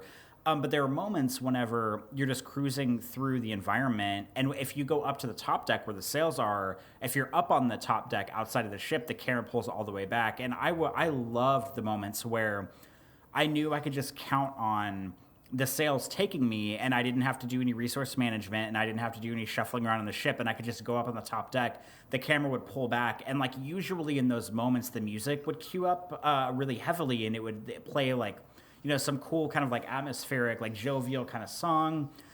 And it was nice to just be able to stand up on that deck. I mean, in the same way that you appreciate it, I appreciate it, of just like, you know, it being, you know, just you being in solitude, it being really introspective, and just like the camera pulling back when you're on the top deck and just being able to see the journey go. I really enjoyed those moments because I often thought during parts of the game that I would have rather spent a lot more time up on the top deck with the camera pulled back to just like really take in the environment and really like watch things go by, instead of being inside the ship like busting my fucking ass like trying to get all this stuff figured out. I mean, it is fun and it is like, you know, kind of intense and everything, but I guess between, or among I should say, like doing all the mechanical stuff in the ship, standing up on top of the ship for moments where you're just rolling and sailing and nothing's happening, and then like grander moments like when you're in the giant walker or the volcanoes blowing up. I guess what I want to say is that I wish there were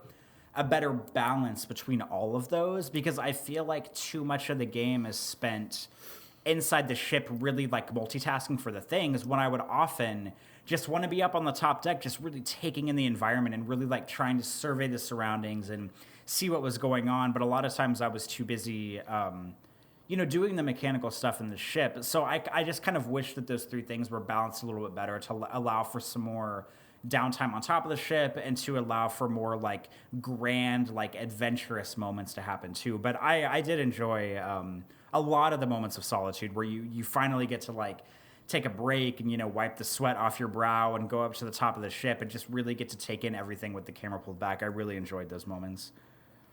Yeah, I mean, I echo what you're saying totally. And at the same time, I cannot imagine it was an easy thing to balance those moments, because you have to count on the player being engaged enough with what's going on that they will be okay literally doing absolutely nothing but staring at the screen.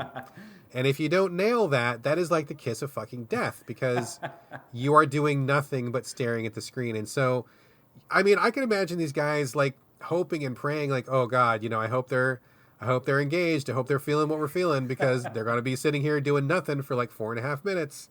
And like, I mean, that could have easily been a disaster, you know, like if they didn't nail it. And I think it's really the highest kind of praise that you're actually saying you wish you had more of doing nothing. Because I agree, like, I think those moments were actually awesome. Like, I really love that.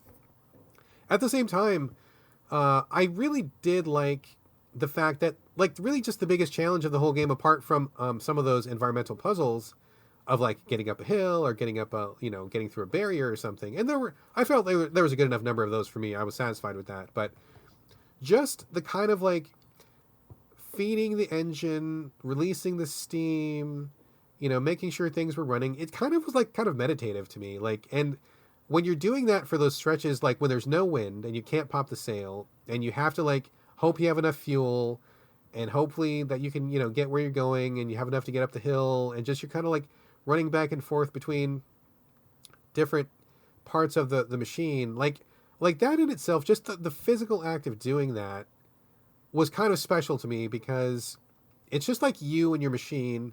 and you're not in danger of dying. Like, you don't ever like die permanently in this game. There's no penalty for anything.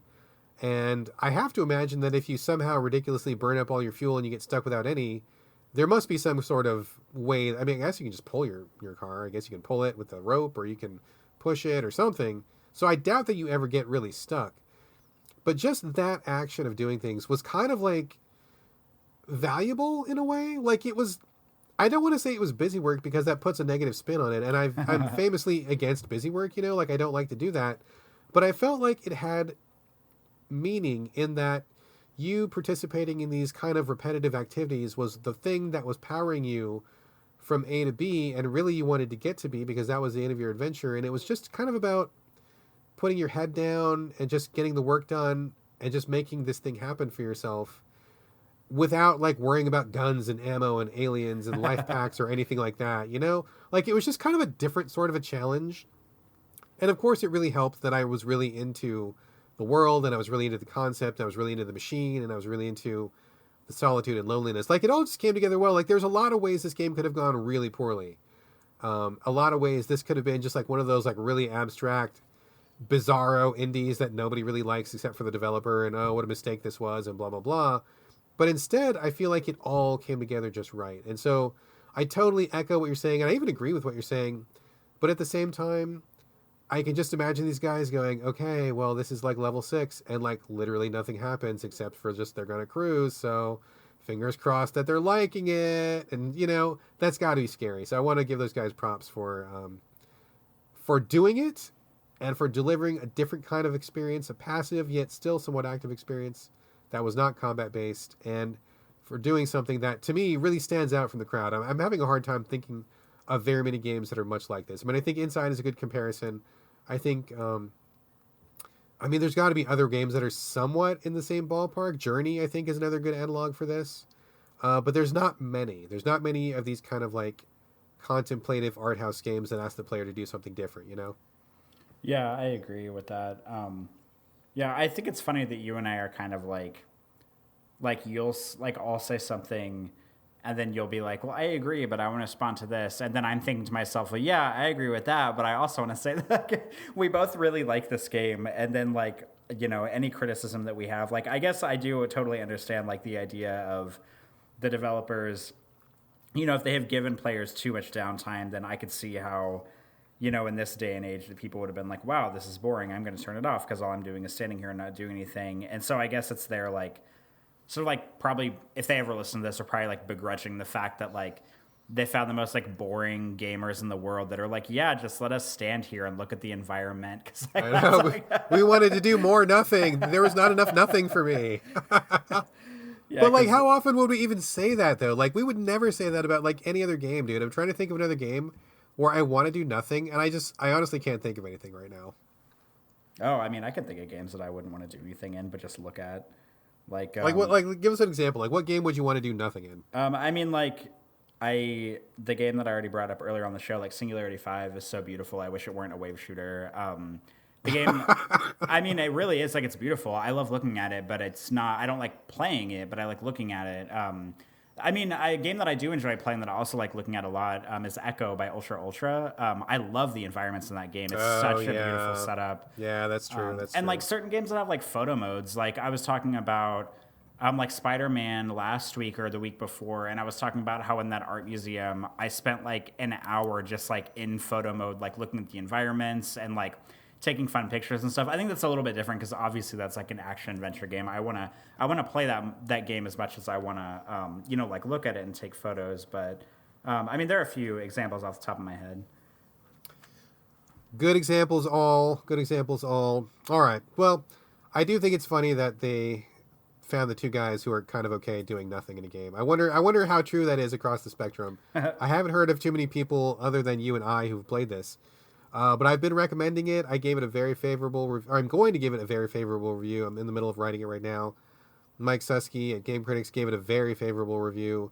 I'm trying to talk it up as much as possible. Would you recommend this to people if they were in the market for something a little off the beaten path? Absolutely, 100%. All right, I think we can agree on that for sure. And I'm definitely going to have this on my top 10. Maybe it's not on yours, but I feel like we're going to be talking about this at least one more time before the end of the year. So I'm all talked out on it. Any final thoughts on Far Lone Sails? Anything you want to get out before we wrap? Are we not going to talk about the devastating ending whenever your ship gets torn in two, Brad? Oh man, I didn't even I totally blocked that out of my mind. Probably because it is too hurtful and too awful. Yeah, I had blocked that. Thanks for bringing back that trauma. I had moved past it, and now I'm feeling scarred all over again. Oh So man, I'm sorry to yeah, resurface this for you. you are exactly right. Oh man, I can't believe I forgot or I just blocked it. But yeah, you get to a point when your ship takes a lot of damage and it like breaks in half, and like you just kind of like have to like you can roll it for a while as it is like damage, but then you just like eventually leave it behind. That was actually really sad. That was truly sad because the ship is not alive. The ship doesn't talk. The ship doesn't have a name or anything that I know of anyway.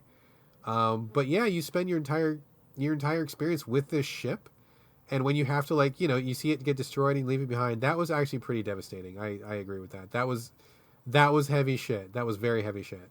And whenever the ship got torn in two, you're left with the front half of it. And I didn't realize it, or I don't even know if it's possible at the time, but like you can you can still kind of pilot it, but the ship has it's not a grappling hook, but it's like I don't know what it's called, like a towing cable kind of thing on the front and on the back of it. And whenever I wrecked mine, I don't know if you did this, Brad, but I didn't realize that you could still like pilot it a little bit. And I like grabbed like the towing cable on the front of it and pulled it out. And I was like pulling the ship behind me, like helplessly trying to like roll it with me. And it was really sad. And then the last thing, I don't know, because I know you tend to play games with the sound low or, without listening to the music or anything. But at the very, very, very, very, very end of the game, did you notice that like you said earlier, you get to this like the end of this like island kind of area, or it's like in front of the ocean or something, and there's like a fire that you can light that you're kind of led to believe is kind of like a signal flare kind of thing. The smoke starts going up, and like the screen turns to night and starts fading out. And at the very, very end, just before the game's logo comes across, you hear the sound of a ship horn blowing in the distance. I did not hear that. Okay, I was worried that you didn't, because that's what happens at the very end. You don't see the ship, but right before it fades all the way out, before the game logo comes up and before the credits run, you hear like this big blowing horn of a ship. So there's like sort of like a light at the end of the tunnel of knowing that somebody is there, that somebody has seen your smoke, and that they're maybe there to rescue you. That's cool. I'm glad you said that, because I did not hear that. I do generally play with the sound kind of low because there's usually some other things going on in my room, or the room where I play games at the same time. So I did not have headphones on at that time, and I did not hear that horn. So that's cool. I would have been happy if there was nothing, but that is pretty cool. I do like the idea that there was a light at the end of the tunnel, that somebody did see that smoke, and that somebody did show up. That's a pretty cool ending. So thank you for sharing that. I totally did not know that happened.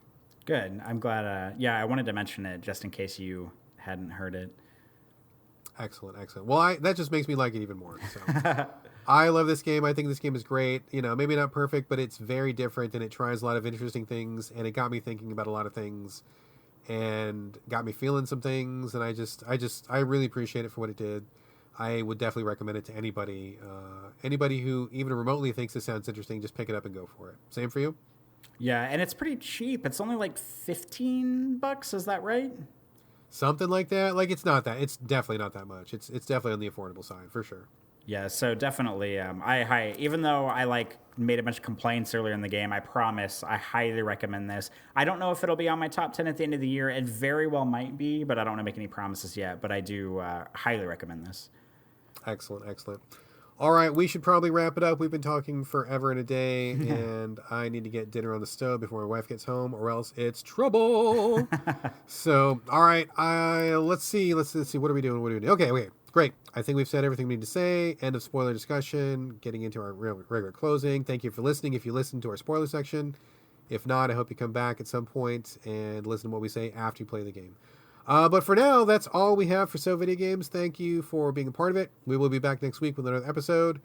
In the meantime, please remember you can send us your comments, thoughts, feedback, ideas, anything else you'd like. Also, we are now instituting our game giveaway. That's brand new. Talked about it in the opening of the show. If you want a free game, which is TBD, I've got like 200 or 300 to pick from, please email us and just say, hey, I want a free game. That's all you got to do this week. Maybe we'll change it next week. But we'll pick 3 people after the show gets published, and I'll send you a free game. And please say that you got the game from us, and we'll just start with that and see how it goes. You can reach us, sovideogamespodcast@gmail.com. You can also post comments for us at gamecritics.com after the show goes up. We are on Twitter collectively as a show, @SoVideoGames. But you can reach us individually. You can hit me up on Twitter and the Instagram. It's my name, Brad Galloway, BradGallaway. Corey, where are you at? I am also on Twitter and Instagram. My username is my first and last name. It is Corey Motley, CoreyMotley. Excellent. That is it for us. Thank you once again for joining us on another episode of So Video Games. And stick around past the closing music for the banter if you are so inclined. If not, no hard feelings. We still love you. In the meantime, this is bye from Brad. And bye from Corey. We will see you guys next week.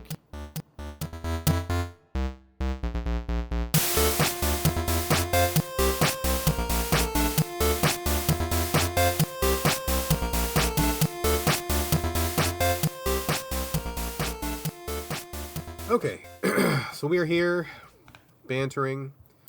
I got some stuff to talk about. You want to go first? Or you want me to go first? I think I don't really have a lot, so you can go first, but I do just want to say before we get started that it feels so nice to be talking to you again because I feel like usually we stay on schedule, we record every Monday. This week, I should say, we postponed the recording by 2 days due to you being sick and me being lazy. And usually when we do it once a week, same day, we come back every week and I'm like, God, I feel like we just recorded yesterday. But if we postpone it even by 2 days, I'm like, man, it's been like 6 months since we last talked. Like, it seems like so long. Dude, totally. I totally agree. It's funny how, like, just a very small amount of time can make a huge difference. And actually, that's a topic that we will be discussing in the main show. So it's interesting that you're bringing that up. But yeah, just a little bit of time, either way, can have a huge effect on things. So actually, I agree. It feels like it's been quite a while, and I'm glad to catch up with you here. I will kick things off briefly. You may need to Google this, but have you heard of the Comfy, Corey? Do you know what that is? No, like as in like you're feeling comfy, like cozy? No, it is like, I mean, that too, but it's also like a product that you can buy. I believe it was featured on Shark Tank, but I don't watch that show, but I think that's where it was originally from. So basically, it is like a felty, big, fluffy blanket that has not actual wool, but like a wool-like substance on one side and kind of felt on the other. And then it is stitched up into the shape of a very large, voluminous human body, and it becomes like a sweater. So it's like a blanket in the shape of a sweater that also has like a hood and pockets. I'm currently wearing one of those right now. I want you to Google this because it looks ridiculous. It looks like I am in a big pink fat suit right now. Looks like I am a sumo wrestler minus the diaper. I thought those were called slankets. I mean, I think they are. There's probably like this competing blanket sweater like genre that people are trying to like dominate. But this is the one that I had at my local store, and my son actually spotted it. He's like, "Oh, I want to buy one of those," and I'm like, "Dude, that's $40. I'm not paying $40 for that. I will just buy you a blanket. You can wrap yourself up at home." But they went on sale, like drastic sale, and I'm like, "Oh, okay. Well, this is like $20." I'm like, $20 seems like pretty reasonable for that thing. So we bought one for the son and brought it home, and then he put it on, and I'm like, "Damn, this thing's comfortable. This is good. I want to go back and buy a couple more." So we went back and bought a couple more. Oh my and God. So we bought the whole family matching comfies, and they are enormous, and you like swim in them, but they are so fluffy and warm, and you just feel like someone is just like the most loving creature on earth is just like gently caressing you while you're wearing this thing. It's like if I was like a baby otter or something, and like mommy otter was like holding me just real gently, like after I just get out of the river or something, and like you're all warm and oh God, it's so comfortable, dude. And especially because I shave my head, just to make the distinction, I am not actually bald. I just shave my head. People seem to mix that up, and it's not actually true because being bald means you cannot grow your hair back. I can grow a full head of hair. I just choose not to. So I'm I am actually not bald, but I am shaven. Anyway, when you have a shaved head or a bald head or whatever, and it's cold, and then you put the hood of this thing on, and the hood is also lined with the furry blanket wool stuff, man, it is just like the best. Like, I'm not going to say a sexual feeling, but like it is a real good feeling, dude. Like, it's almost as good as Q-tips, if you know where I'm coming from. I just want to give a shout out to the comfy, man. It is so good. I mean, I probably wouldn't wear it if I was living where you're living. I'm assuming you guys are probably still warm down there, but we had like a couple days of sunshine here. Maybe like 3 days of like, ooh, it's warm. Ooh, I get to open my window and like rain doesn't come shooting in the side of it. And I can get outside in some shorts. I actually wore shorts one day. That was really nice. But we have gone back into Arctic temperatures, and it's actually freezing in my house right now. So me and the son decked out in our giant pink comfy fat suits, and we're just kind of like existing right now. So they're good stuff, man. I like these things. I was kind of a skeptic at first, but I am sold right now. Are they sponsoring the show this week? God, they could be. Mr. and Mrs. Comfy, if you're out there listening, I will gladly be a sponsored show. I would love to support this product. I believe in this product. I wear this product myself. Gosh. No, unfortunately, no sponsors. But man, it is such a fucking. I've been wearing it like every day, dude. Like, and it's just like you roll out of bed and you just put it on, and like you're not going to get a piece that day because you look like a fucking dork. But like, if you're just kicking it at the house and watching shows and like doing whatever, man, so comfortable. Just like imagine a blanket wrapped around you all day long, and the blanket never falls off. Like, it's so good. This is. I think I have. I don't think I could wear something like that because I know how silly I would look, and I just can't. I can't do that. Oh, you look like a dipshit, man. Like, you totally look like a dipshit. Like, take it from me. Like, I look at myself, and I'm like, God damn it. I don't even like myself right now because I look so stupid. But it is so comfortable. It is so comfortable. And the best part is like, I mean, we all have the pink ones. There's like gray and blue and whatever. But I'm like, oh, we should all match just for funsies. And it is pretty fun to like walk around the house. Like, we're all wearing like these gigantic pink things. It is so funny. Oh my gosh. Anyway, good times.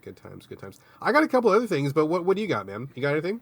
I do this thing every week, and I feel like I say this also every week, where like I need to like do a better job of making a running list of things, because I know I'll think of things during the week, and I'll be like, oh, I should probably bring this up on Banter, and then like it's kind of like that. There's got to be a name for it, but like, you know, like when you know things, but then you're like playing like a trivia board game, and suddenly you can't think of anything at all. Like whenever you're prompted for the information, but you know it, you just can't think of it.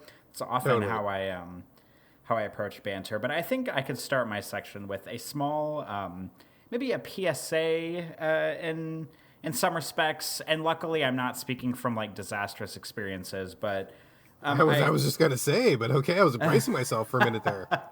Yeah, luckily not. But you know, I mean, I talk a lot on the show, on every show, so much so that people are probably like rolling their eyes every time I bring it up. But I'm like, you know, I do a lot of photography. I'm not going to say I'm like professional or whatever, but like I take a lot of photos. And something that I always mean to do, but I never do, is back up my work. And sometimes I think, I don't ever quite like wake up in the middle of the night in a cold sweat thinking about it, but every once in a while I'll just think to myself like, most of my work is only in one place. It's only on one hard drive. It's only on one computer, you know, save for maybe like some folders on Google Drive or something like that, or like, you know, low res pictures I posted to Twitter or something. And then I think to myself, like, man, I really just need to back my work up. So this is basically a PSA for anybody working in the digital realms to back up your work, but I finally bought a portable, or like an external portable hard drive, a Western Digital one, for like $75. I got a 2 terabyte one, so it's very large. Storage is large. The thing is not. It could probably like fit in my back pocket, to be frank. Isn't it crazy how those things have gotten so small, man? Yeah, it's fucking bananas. It's so stupid. Like, you can get like SD cards that are like a terabyte now, and like you can like swallow that thing whole, and I just like, man, it really just kind of blows my mind. But yeah, I bought a 2 terabyte one, and it's pretty small, external hard drive. It's not one that plugs into the wall. You just plug it into the computer, and then the computer, you know, kind of powers it itself. I'm describing this as if no one ever knows what this thing is. Everybody knows what a portable external hard drive is. This foreign alien technology. Yeah, but I finally bought one. I just ordered it on Amazon, and I'm thinking to myself like, oh yeah, all I have to do is like back my photos up. This won't take very long. I spent all fucking day Sunday and then some of Monday like going through my folders because I had a very like specific way that I wanted to back everything up because I didn't want to back up. Because on my computer, I have the way that I organize my photos. This is going to be like a master class and maybe like a bad stir class because I'm not like wanting to say that this is the right way to do it of like how I organize my stuff. So whenever I go and I shoot anything, I come home and I have folders in my computer. I have a folder that's just called like Corey's Photos or something. And then if you go one folder deep under that, I have it sorted by year. So I have, on the PC, I have 2017, 2018, 2019. And then if you dive into one of those pictures, as you might expect, I have them sorted by month. So I have January through December, one folder for every month. And then if you dive into those folders, every shoot that I do, I have a date. I like say if I shot something yesterday, I would put 04.09 space, and then I'll make like a 1 or 2 word description of whatever I shot. Like it might be parkour, or it might be skateboarding, or it might be the name of the skate park, or it might be cats because I photograph my cats sometimes. And just like stuff like that. And then if you dive into that folder, so for those that are keeping score, it is year, month, date of shooting. In the date of shooting folder, I have 3 distinct folders. I have one that is the date and then the word all. And whenever I bring my memory card home, I literally copy and paste every single photo I took into that folder, which is why it's called all. And then I have my, what I call my selects folder. And that is whenever I go through all of the pictures in my all folder, because believe it or not all of my photos that I take are editing worthy. Probably about 10% of them are editing worthy. Surely you jest, sir. Oh, I am not jesting here. I take a million pictures when I go out, and I have to look through all of them and make sure that they're all... I have to look for the handful that are good enough for editing. And so I will take those and I will copy them and I will paste them into my selects folder. And then these selects folder are what I import into Adobe Lightroom, which is my editing software that I use. Same company that makes Photoshop. I have Photoshop. I don't use it very much because Photoshop is a little more like graphic design intensive for the kind of stuff that I do. So I use Lightroom, which is just a different... it's kind of like a... I don't want to say it's like an easier editing software, but it's just different. It's not about like, making 10 photos into one or whatever. It's just about like adjusting the levels and everything of one photo. So and then whenever I export stuff from Lightroom, then those go in the third folder, which is called the Lightroom folder, but it has the date in front of it for whatever date I shot that day. And I wanted to copy all of my date folders, my Lightroom folders, into my external hard drive because I didn't want to copy every photo I've ever taken onto my external hard drive because they're not all worth copying. I think they're all worth having, but I wouldn't cry if I lost them in like a hard drive explosion or something. However, the edited photos are something that I would cry if I lost. So I copied all of my edited photos into my external hard drive, which took like 2 days. And the kind of like weird, scary thing that happened was on Sunday, I got the hard drive in the mail, and I was doing this stuff, and it was like a beautiful day outside, totally nice, New Orleans day, windows open, sun shining. About, I don't know what time it was, about 9 p.m., 10 p.m., something like that. I was kind of like, took a break from backing up. I was actually getting ready to play The Division with you and your wife, and I had ran to the grocery store to pick up a few things, because I needed to get out of the house, frankly. So I just like went to the grocery store down the street, picked up a few things, came home. I was like totally going to do some laundry. Like literally out of nowhere, this like thunderstorm rolls in, like crazy winds outside and the wind was only insane for like maybe like 10 minutes. Like it wasn't even that big of a deal, but all of a sudden, like out of nowhere, all of this wind outside, like tree branches on the trees outside were falling down, not like huge ones, but just like smaller, like little branches and like limbs were falling down in the yard and on the roof. And like apparently we were under like a thunderstorm and like a tornado warning. And like New Orleans is not a place where there's supposed to be tornadoes. Like I thought I left that when I left the Midwest, because like the Midwest is Tornado Alley. And the weird thing is, like, I had been thinking in the back of my head when I was thinking about backing up my photos, because I'm someone that worries about that stuff, thinking like, oh, if I don't back up my photos, like, the day I order a hard drive on Amazon, like, the power's going to go out and the hard drive's going to explode and I'm going to lose all the photos I've ever taken in my life. Or, the day after I order the hard drive and the day before it arrives, like, someone's going to break into the house and they're going to steal the computer. It's just like this, like, just like fears that I have every once in a while. And the power actually went out that night, which really scared me, which because I was telling you about this. Like, literally, I was, like, about to sit down and play The Division with you. Yes. I had, like, just gone to the bathroom. I was, like, literally washing my hands in the bathroom. The lights go out in the bathroom, and I was like, oh, this is great.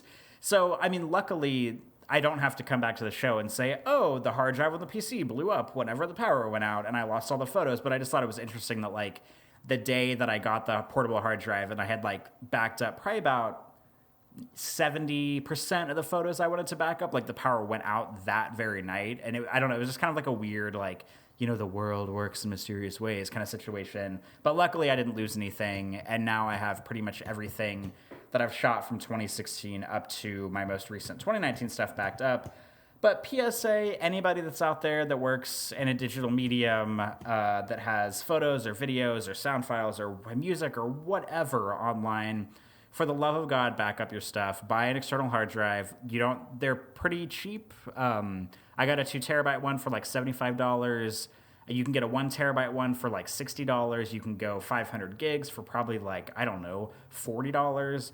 Just don't put that kind of stuff on the back burner. Please go out, buy a hard drive, back your stuff up. You won't regret it because you never know what could happen. Hard drives can fail. Hard drives can go up in smoke. Someone can break into your house and steal your shit. A tornado can come through. A hurricane can come through. There's like a multitude of things that could happen. And if you think about all of your work being in one single drive in one place, for the love of God, just back your stuff up, people. And luckily, you don't have to learn from my mistakes. I'm not here saying that something bad happened, but please just PSA, back your stuff up. You were cruel because you started this story out as kind of like a warning, and like you started leading up to that whole power outage thing, and I was like, oh no. He talked about the photos, and I know the power went out. I was like all clenching. I was waiting for you to tell me I lost everything. You didn't lose anything. God damn it. You got to like lose anything. Don't preface scary stories so scary like that. I was totally being ready to be sad for you, and I was like going to shed a tear for your lost photos. And okay, good. I'm glad nothing happened. But you had me on the edge of my seat because I was bracing myself to hear like, oh, and I lost 7 years of photos or something. Or I was like, holy shit. No. Okay, good. The only thing I lost was that I could not play The Division with you guys Sunday night, and that made me really sad. I could not believe the fucking timing on that, dude. It was like so ridiculous because just to fill in the gaps a little bit for people who are not literally you and me, which is everybody else. We've been struggling to play The Division. Like, we played the first Division. It feels like we played it like 3 or 4 times a week at night, like no problem. Because I feel like we got through it really quickly. And we actually like finished the whole campaign and I don't remember it being that much of a struggle. But, I mean, clearly life must have evolved or changed or whatever. I mean, we are not the same people we were at that time because it just feels like it's been so hard to find time when, like, I'm available, but then you're not home. You're available, but I'm out doing something, or like, just something always seems to come up. And so like what happened this weekend was we were supposed to have the whole weekend. This was going to be the weekend we were going to catch up on Division. Wife was real excited about it. I was real excited about it. The son had some game to play, so he was going to be busy doing his own thing. Like, it was all good. And then it was like the first time I asked if you were busy. Was that when you were drunk? You might have been drunk. Is that it? You had guilty as charged. You had messaged me. I think it was either on Friday or Saturday. And I had been out because Patrick and I had gone out that day. And we were basically just kind of like, we had gone out to get food and beers. And I was kind of like I wasn't like drunk, but I was like pretty tipsy because I had probably had like 4 beers up to that point. And I remember you messaging me and I was like, well, I am kind of day drinking right now and I'm tipsy, so maybe not right now. But it was kind of early in the day and I was like planning on getting home and sobering up and then like trying to play with you. But I ended up getting home and I can't remember what I did, but I ended up falling asleep at like midnight, which I don't know if that might sound early or might sound late to people. But on weekends, I usually stay up until like 4 or 5 in the morning. So like going to bed at midnight was like unheard of for me. So like I ended up going to bed like early in that regard. And yeah, so I totally like messed our division playing up on Saturday night, unfortunately, but continue. That is what happened to me. Well, I mean, no big deal. I figured, we're all, my wife drinks sometimes, you were going to get out with your friends or you're drinking or whatever. No big deal. Like, I'm like, okay, we got the whole weekend. Puh, no problem. And so the other thing that happened was, so my wife has the same job that I do. And since I'm being the stay-at-home dad, she's kind of like taking over more in that regard. And so one of the things that we do is like whenever there's an emergency, I'm sure I've mentioned this in the show before, but whenever there's like somebody is having an ER emergency, or if somebody's having a mental health emergency, or if someone gets arrested by the cops and they need someone, like we are the people that they call. Just me and my wife specifically. And then there's a couple other people in town, but it's mostly me and my wife. So we haven't had a call in like literally like 3 months. Like I didn't know what happened. It seemed like every criminal had left Seattle. Everybody in town was just super healthy. I mean, literally like dust on the phone. No one has called. No one needed anything. No emergencies. Nothing going on. Nothing going on. Totally dead. And the one weekend that we're like, okay, this is division weekend. We're going to get caught up. She got called. Ultimately, I think it ended up being 9 times in 2 days. Oh my God. So she went out and came back and went out and came back and went out and came back, like literally 9 times. And there was one more time that somebody else covered for her. So one person covered 1 and she covered 9. So I was like, literally every time that you were available, she was out. And it was like, oh, fuck. Like, this is, could not believe our luck. And so we're like, okay, whatever. That was basically Saturday. Killed our Saturday. And I think that was when you were available. So then we were going to play again on Sunday. And then, we got up and we were ready to play. And then it seemed like you were getting ready to play. And then you're like, oh, my power just went out. And I'm like, what? Like, what the fuck is going on, dude? I was like, okay, he just must be mad at me. His power's not out. This is ridiculous. Let's just be honest, Corey. Come on. And then, like, you showed me your map of Louisiana, and, like, 3/4 of the fucking state is dark. I forgot. I was like, oh my God. No, it's like that fucking... wasn't even the thing. The thing was that I looked up the power outage online, and it was literally, like, only our neighborhood had lost power. Like, almost all of the rest of New Orleans was totally fine, but there was, like... I don't even know what it was, like a 10-block radius or something of my neighborhood. That was the only section of the entire city that lost power, save for like a couple of streets here and there. And it ended up being out for like 4 hours that night. Like it wasn't even like a quick like, oh, 1 hour and it's back on. Like it went out right around 8 and didn't come on until about 12:30 in the morning. So, of course, it was like only our neighborhood and it was out for like a substantial amount of time.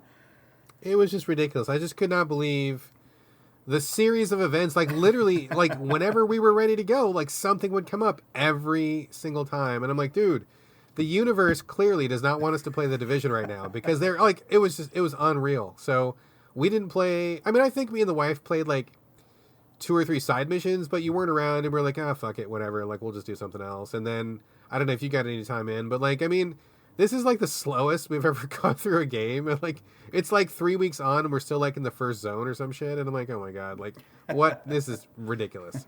So yeah, it's really silly. And I mean, I guess whenever you were talking earlier about like, whenever we played the Division 1 together, the only thing I can think about then is the fact that like, I was unemployed during that time. So I had a lot more free time and I was staying up way later every night than I usually am now because like, generally, I'm pretty free on weeknights, but I think you guys are not as free on weeknights. But back whenever I was unemployed, you could basically like message me at any minute of the day and I could be like, oh yeah, give me a half hour and I'll be ready to play. But things are a lot different whenever you actually have a job and have responsibilities. That's fucking true, dude, because I gotta say, like, when you started working, I was kind of bummed because, like, basically I could send you a message, literally, like you said, any time of the day, like 24/7, and like you were like on, and I'm like, oh, okay, cool.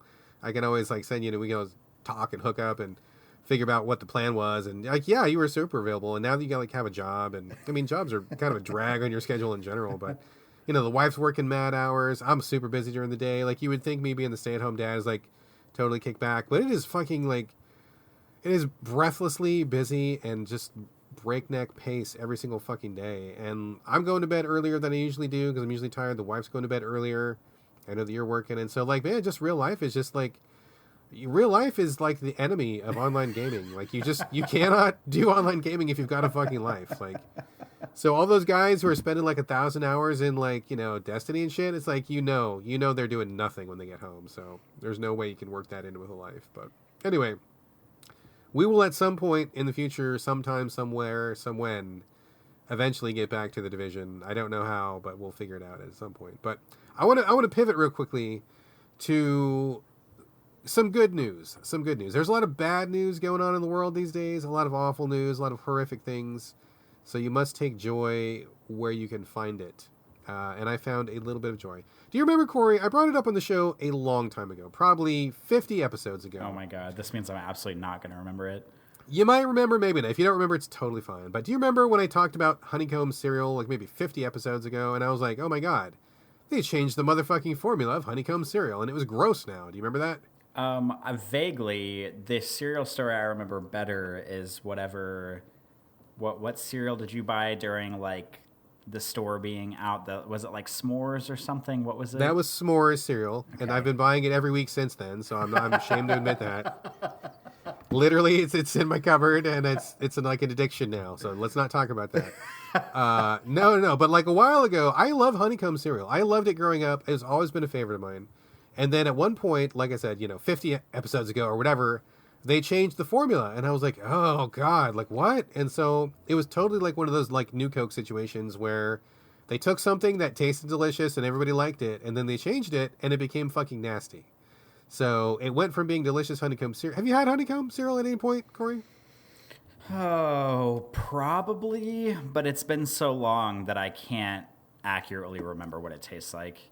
All right, well, it doesn't taste like honeycomb because I've tasted honeycomb. Tastes nothing like this at all, not even close. But it's just like a really good, lightly sweet. It's not too sweet. It's got kind of a corn base to it, but it's very finely processed, so it's not gritty or anything.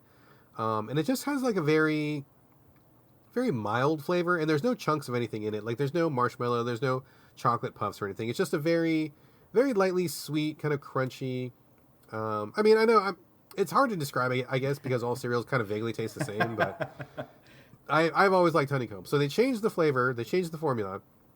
I believe they said they were like reducing the high fructose corn syrup or something in it, like trying to make it healthier, and it was gross afterwards. It was so gross. It tasted kind of like it was more corny, like actually the vegetable corn. It had more of a cornmeal consistency where it's kind of gritty to it, and it just didn't sit right in your mouth. Like the mouthfeel was different to it. I bought things don't sit right in my mouth. Oh my god! Tell me about it. I mean, no, tell me about it. No, seriously though, it was gross. I bought one box, and I'm like, oh, this is nasty. And I bought one more just to check, just to make sure, like I didn't get a bad batch or anything, And it was disgusting. I haven't bought it since then at all. But then we were just at the grocery store, picked up my s'mores, like looked around in shame to make sure nobody could see me buying it. And then they're like, oh, honeycomb, original recipe. And I was like, oh shit, original recipe for real? And so we bought it. And I'm like, okay, I'm bracing myself for disappointment, but I'll be ready if it's good. And it's totally good again. It went back to the original kind. It's just like it used to be. Clearly, other people thought it was fucking dog nasty too, because it was gross, and it's sweet like it used to be. I don't know if there's more fructose in it, but I don't care. It doesn't matter to me.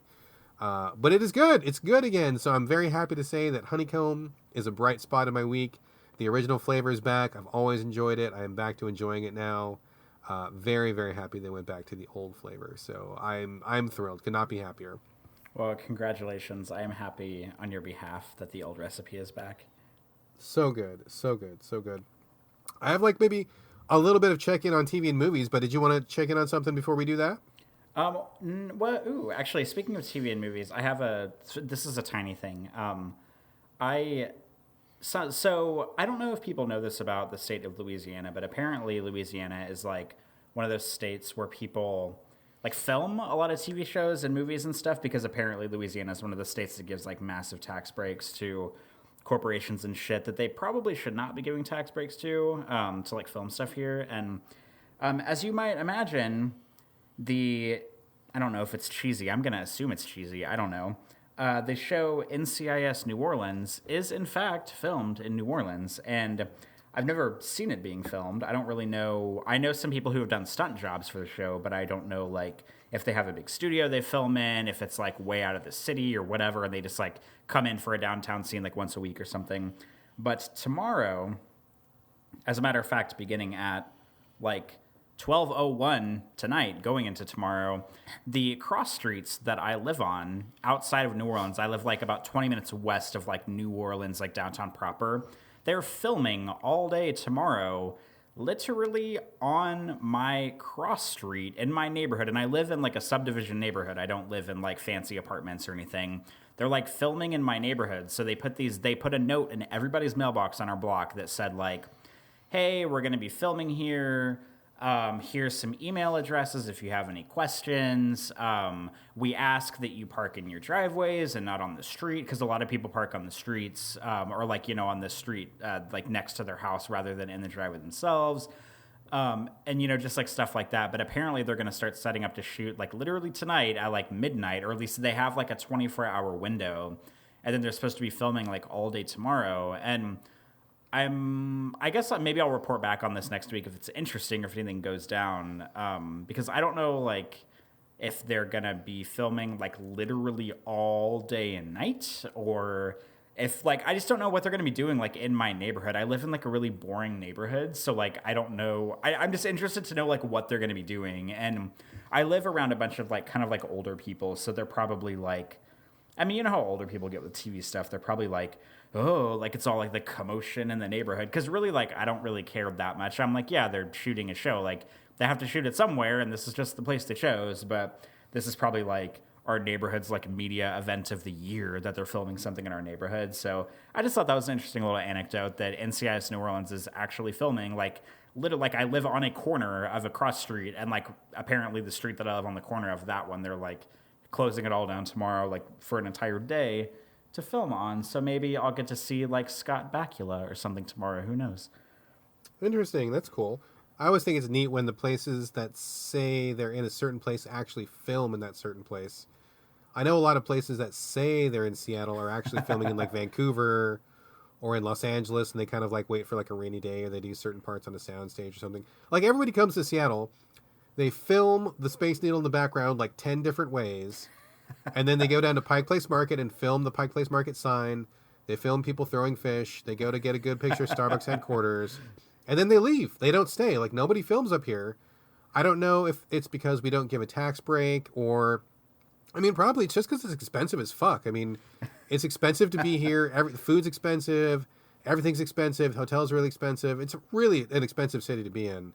Prohibitively expensive. And nobody will stop anything because we have Microsoft and Google and Nintendo and Amazon, and none of those places give a fuck about anything, and they're not going to close their business down for some stupid show to film, right? They're going to say no, and they own the city, dude. Like, they get what they want, and so if they don't want a street closed, or if they want something a certain way, they get it, like, every single time. Like, those guys are the big dogs of Seattle. So I can understand why people don't film in Seattle, but it always bums me out because, like, you'll see some show like, oh yeah, we're in Seattle, we're doing this thing, and like you look and you're like, that's not Seattle. Like, you just recognize like that is totally not our city. And then like there'll be one scene, they're talking, drinking espresso, of course, like Space Needle in the background, and then they go back to like being in Vancouver or whatever, and it's like, man, fuck off. Like, this is totally. I mean, maybe it's a small thing. It just kind of bugs. I mean, it bugs me because I live in Seattle, but I'm sure it doesn't matter to like 99% of the viewers or anything. But it's cool that they're down there in Louisiana. It's pretty neat.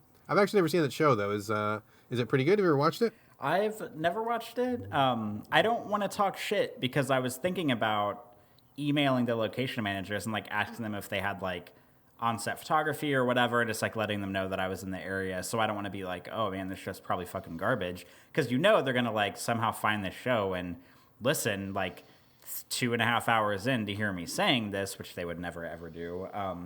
But I mean, all in all, it's probably, I mean, it's NCIS, so it's just like I guess like a show where it's kind of like Law and Order, but not. So it might be cheesy. I'm not really sure. I've never watched it, but apparently Scott Bakula is the lead for New Orleans NCIS, and I like Scott Bakula. I mean, he he helmed the worst version of Star Trek, but I still like him, and I think he's great. So maybe he elevates the show. I don't know. Maybe I should like actually watch it because I live here, but I don't. But I don't know. Maybe I'll turn over a new leaf and watch a couple episodes, or maybe I'll see them producing it tomorrow or something. And I don't know. Maybe I'll have to report back on this. Yeah, give it a shot. I mean, who doesn't like Scott Bakula, dude? He's like one of those guys where like you just like him. Like you don't know him, you've never met him, but you just look at him and you're just like, I bet he looks a nice guy. He looks like a nice guy. Looks like a cool dude, probably fun to hang out with or whatever. You know, you just like whatever he like elevates whatever he's in. Like you said. So I was a big fan of Quantum Leap when that was on the air. Did you ever watch that? I've seen a handful of episodes. That was like, correct me if I'm wrong, but that was like kind of like his touchstone that launched his career. Is that right?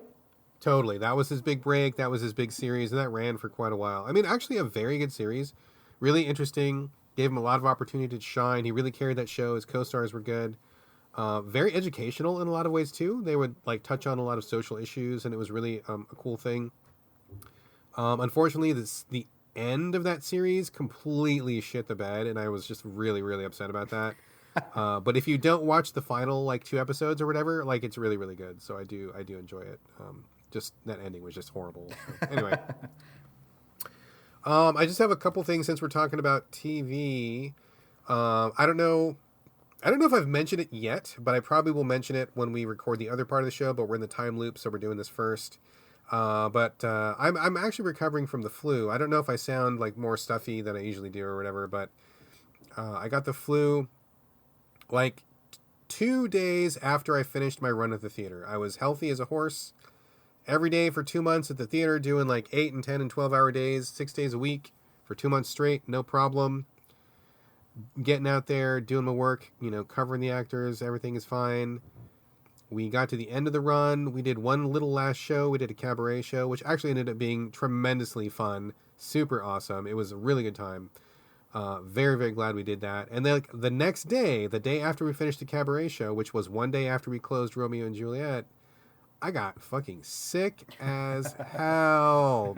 Woke up and I'm like, oh my God, my body hurts, throat hurts, nose hurts, head hurts. I'm stuffy and I'm runny and I'm feverish. And I was like, my whole body knew that I was done. They knew that my journey at the theater was over. It knew that I could finally take a break now that my work was done. Everything shut down, dude. Total shutdown. I was like just wrecked. So that was miserable. Don't like being sick. I'm generally a healthy guy, knock on wood. And but while I was laid up, one of the things I like to do is I just like to just sit and watch TV. I'm sure many people do this. I'm sure it's a very common thing. But I don't watch a lot of TV in general.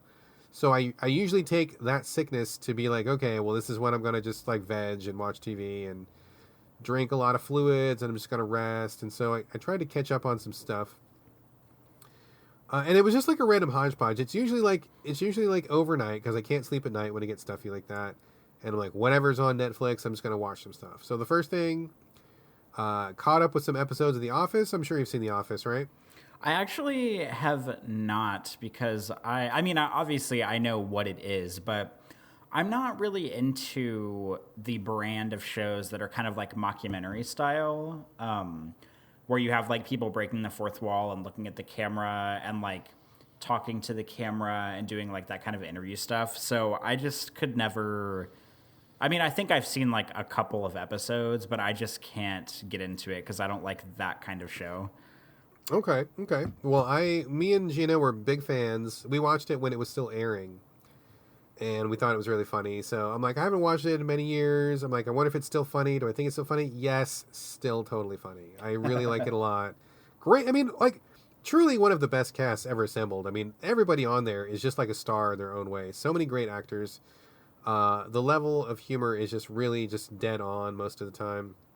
Steve Carell does an amazing job. Like, he anchors like every episode. Just so funny, so good. Like, I went back and I was right back in it, man. I was laughing. I was enjoying it. So The Office, still strong. The other show I watched was called Botched Bodies. Have you ever heard of it?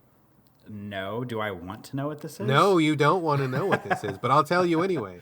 Oh, no. It's a documentary from the UK, and it's about plastic surgery gone wrong. Oh, no. So I was screening it because I'm like, oh, I know a lot about medical stuff, and my son is really interested in medical stuff, and we like to watch documentaries and just learn facts and just learn about stuff. And I'm like, oh, seems like it might be a good thing to watch, but I'm going to watch it first because a good parent screens. And I'm really glad that I did screen this thing because it was pretty gross. Like, they did not hold back. Like, they showed what happens when tissue starts necrotizing and people just have to, like, deal with it. And, you know, the way that some plastic surgeons say they're a lot more qualified than they really are, and they fuck somebody's body up. But the thing that really put it over the top for me, and I actually ended up stopping watching it at that moment, was because they were talking about, like, doing these vaginoplasties where these people are doing reconstructive surgery. And this one woman, it was like an elective one where she's like, oh, I just didn't like the way I looked down there and I just wanted to fix it. And, you know, it was just a thing that I was doing for myself. There was nothing actually wrong. And then this person completely fucks up her doodad. Oh and, my like, God. The camera was, like, all up in that shit, dude. I was like, oh my God. Like, it was nothing held back, sir. Nothing held back. I was like, oh my God, okay, I got to stop this because I don't want to have that conversation right now. I don't want my son's first exposure to be something that's like medically disfigured and scary. I'm like, okay, turn this off. Good information. I will never get plastic surgery after watching that show because holy fucking shit. But that was like one step more than I was in the market to handle. Although I do appreciate their candor and their straightforwardness. I mean, they were very like facts, all about it. I appreciate that, but not the right thing at this stage in the game. So turn that off. The last thing was a horror movie I had heard about. I think it's from Spain or Netflix in Spain or something like that. Netflix original, but it's from Spain. And it kind of reminded me a lot of Pan's Labyrinth. Have you ever seen Pan's Labyrinth? I have not. I need to. I just have not. Oh, man. Do you like Guillermo del Toro's work in general? Are you familiar with his work? I think literally the only thing I've seen that he did was Hellboy. Yes, he did do Hellboy. That is correct. I know he's famous for a ton of shit. I know he won Best Picture for Shape of Water a few years ago. I just have never really... I don't think I've seen anything he's done other than Hellboy. Oh, man. He is such a gifted director, dude. I am 100% Del Toro fan. Like, I love all his shit. I've seen almost all of his movies, like his Spanish stuff or his Mexican stuff or whatever, Spanish stuff, and his foreign, his non-English films that were not translated and all that. Like, he is such a gifted dude. Like, I just really, really enjoy his work very, very much. And so he did not have anything to do with this film, but I bring him up because this film that I watched really strongly reminded me of his work, and I like his work, and so I like this one too. This is not on the same level as what he's producing, but still quite good. It's called Aramentari. I believe it's Erementari, which I guess means blacksmith, I suppose. They didn't really ever like give you a straight up translation, but I'm pretty sure that's what it means. And it was kind of set in the same kind of Spanish Civil War period where the soldiers were kind of like going up into the mountains and killing villagers, and everybody was just like having a really shitty time, and just everything was really brutal and gross, and just, death all over the place and just really bad. So what happens is it's apparently they were saying it's kind of like a folk tale or something from that region, which I don't know anything about, so I'm just totally blank slate on that. But basically this blacksmith is in the middle of the war. He wants to make it home to his wife, and so he makes a deal with this demon that shows up in the war, and he's like, oh, yes, I'll give you my soul if you guarantee that I will make it home to my wife. And the demon's like, yeah, no problem, got you covered. So the guy becomes invincible for a while. Not forever, just long enough to make him get home. He gets home, and, well, let's just say that things don't exactly turn out the way that he thinks they're going to turn out. And I'm not going to spoil the whole movie, but basically what happens is this blacksmith figures out a way so that this demon cannot collect his soul. And so it jumps ahead maybe like 20 years in the future, and it's kind of talking about, what happened to him. Like, he still lives in the village. He's kind of a crazy recluse guy. Everybody in the village is kind of scared of him. And, stuff happens. I don't want to give too much away because I think just the discovery of it is pretty cool. But I really like the lighting. It sounds weird to say, but the lighting in this movie was amazing. Like, that is a perfect thing to say, Brad. Do not apologize for liking lighting in movies, because I to you love it is a perfect lighting in thing. movies. I mean, I can have this discussion with you. If I brought this up with any other person, they would be like, what? The lighting? What do you mean? But, like, the lighting was phenomenal. Like, it was so warm, and it was so controlled, and it set the tone so perfectly in so many of the scenes. Very, very noticeable and commendable use of lighting. The lighting was very strong in this film. So I liked it a lot for that reason. And also, the special effects were actually quite good. I don't suspect that the budget was very large, but they really did a great job on the things they needed to do. I'm trying not to give too much away here, but they really did a great job on the special effects. And once you figured out what the story was, it was actually pretty cool. And I want to give them credit because they really took it to a place that I really don't think an American-made film would ever go. So a couple things happened. Again, I'm not going to spoil it, but I was like, there's no way they're going to do that. Oh, they totally did that. Okay, amazing. Like, that's why I like foreign films, because you just don't know what they're capable of doing. And they took it to a couple places I didn't think it was going to go. They ended it in a way that I thought for sure they were not going to do, and they totally did, which was great. Just a pretty cool film overall. Like, I mean, it's not going to be one of my top 10 favorite horror movies of all time. But I really liked it. I thought it was really well done. And I would say that if anybody listening is a fan of Guillermo del Toro, or if, something like that, kind of like a horror movie, but also kind of like a fable, kind of like a fairy tale sort of a thing, dark, but not too dark, a little bit of light in it. I mean, it was just a really well done film, a really good way to spend an evening. And I would definitely recommend it. Not the best movie I've ever seen, but super worth watching. So I thought it was quite good. Well, good. I'm glad. I looked it up on IMDb while you were talking about it just to see if I could glean any info from it, and I could not. I don't know who the cinematographer is. I don't know who the director is. I mean, I'm sure they're talented and obviously know what they're doing based on your recommendation, but I was just, when you started talking about the lighting, I was like, ooh, I wonder who the cinematographer was, because it's like the nerd in me wanting to know. But I mean, probably because it's a foreign film, I don't know. I pretend like I know every cinematographer ever that's ever done a movie, but I don't, and I didn't know who this one was, so whoops. I mean, the fact that you might even be able to name one cinematographer is pretty impressive to me, because that is something that I just don't know anything about. So I give you props for that. I give you props for even looking it up. That's pretty impressive to me. But yeah, I mean, it seemed like, not a huge production, but very well done, and overall just really worth the time. So, if you ever want to get into something like that, I thought that was a good one. And I'm sure people listening, if you like those kind of things, this is a good one. It's on Netflix, so if you got Netflix, it's free. Don't got to rent it or anything. So there you go. That is all I have, sir. You got anything else on your plate? I don't think so. I think that's probably it for me. I feel like stuff happened to me this week, but I just have no recollection of anything. So, yeah, I don't have anything else important to say. Fair enough. All right, I say we wrap it up and let's actually start talking about some games. What do you say? I can get behind that. All right, let's talk about some games.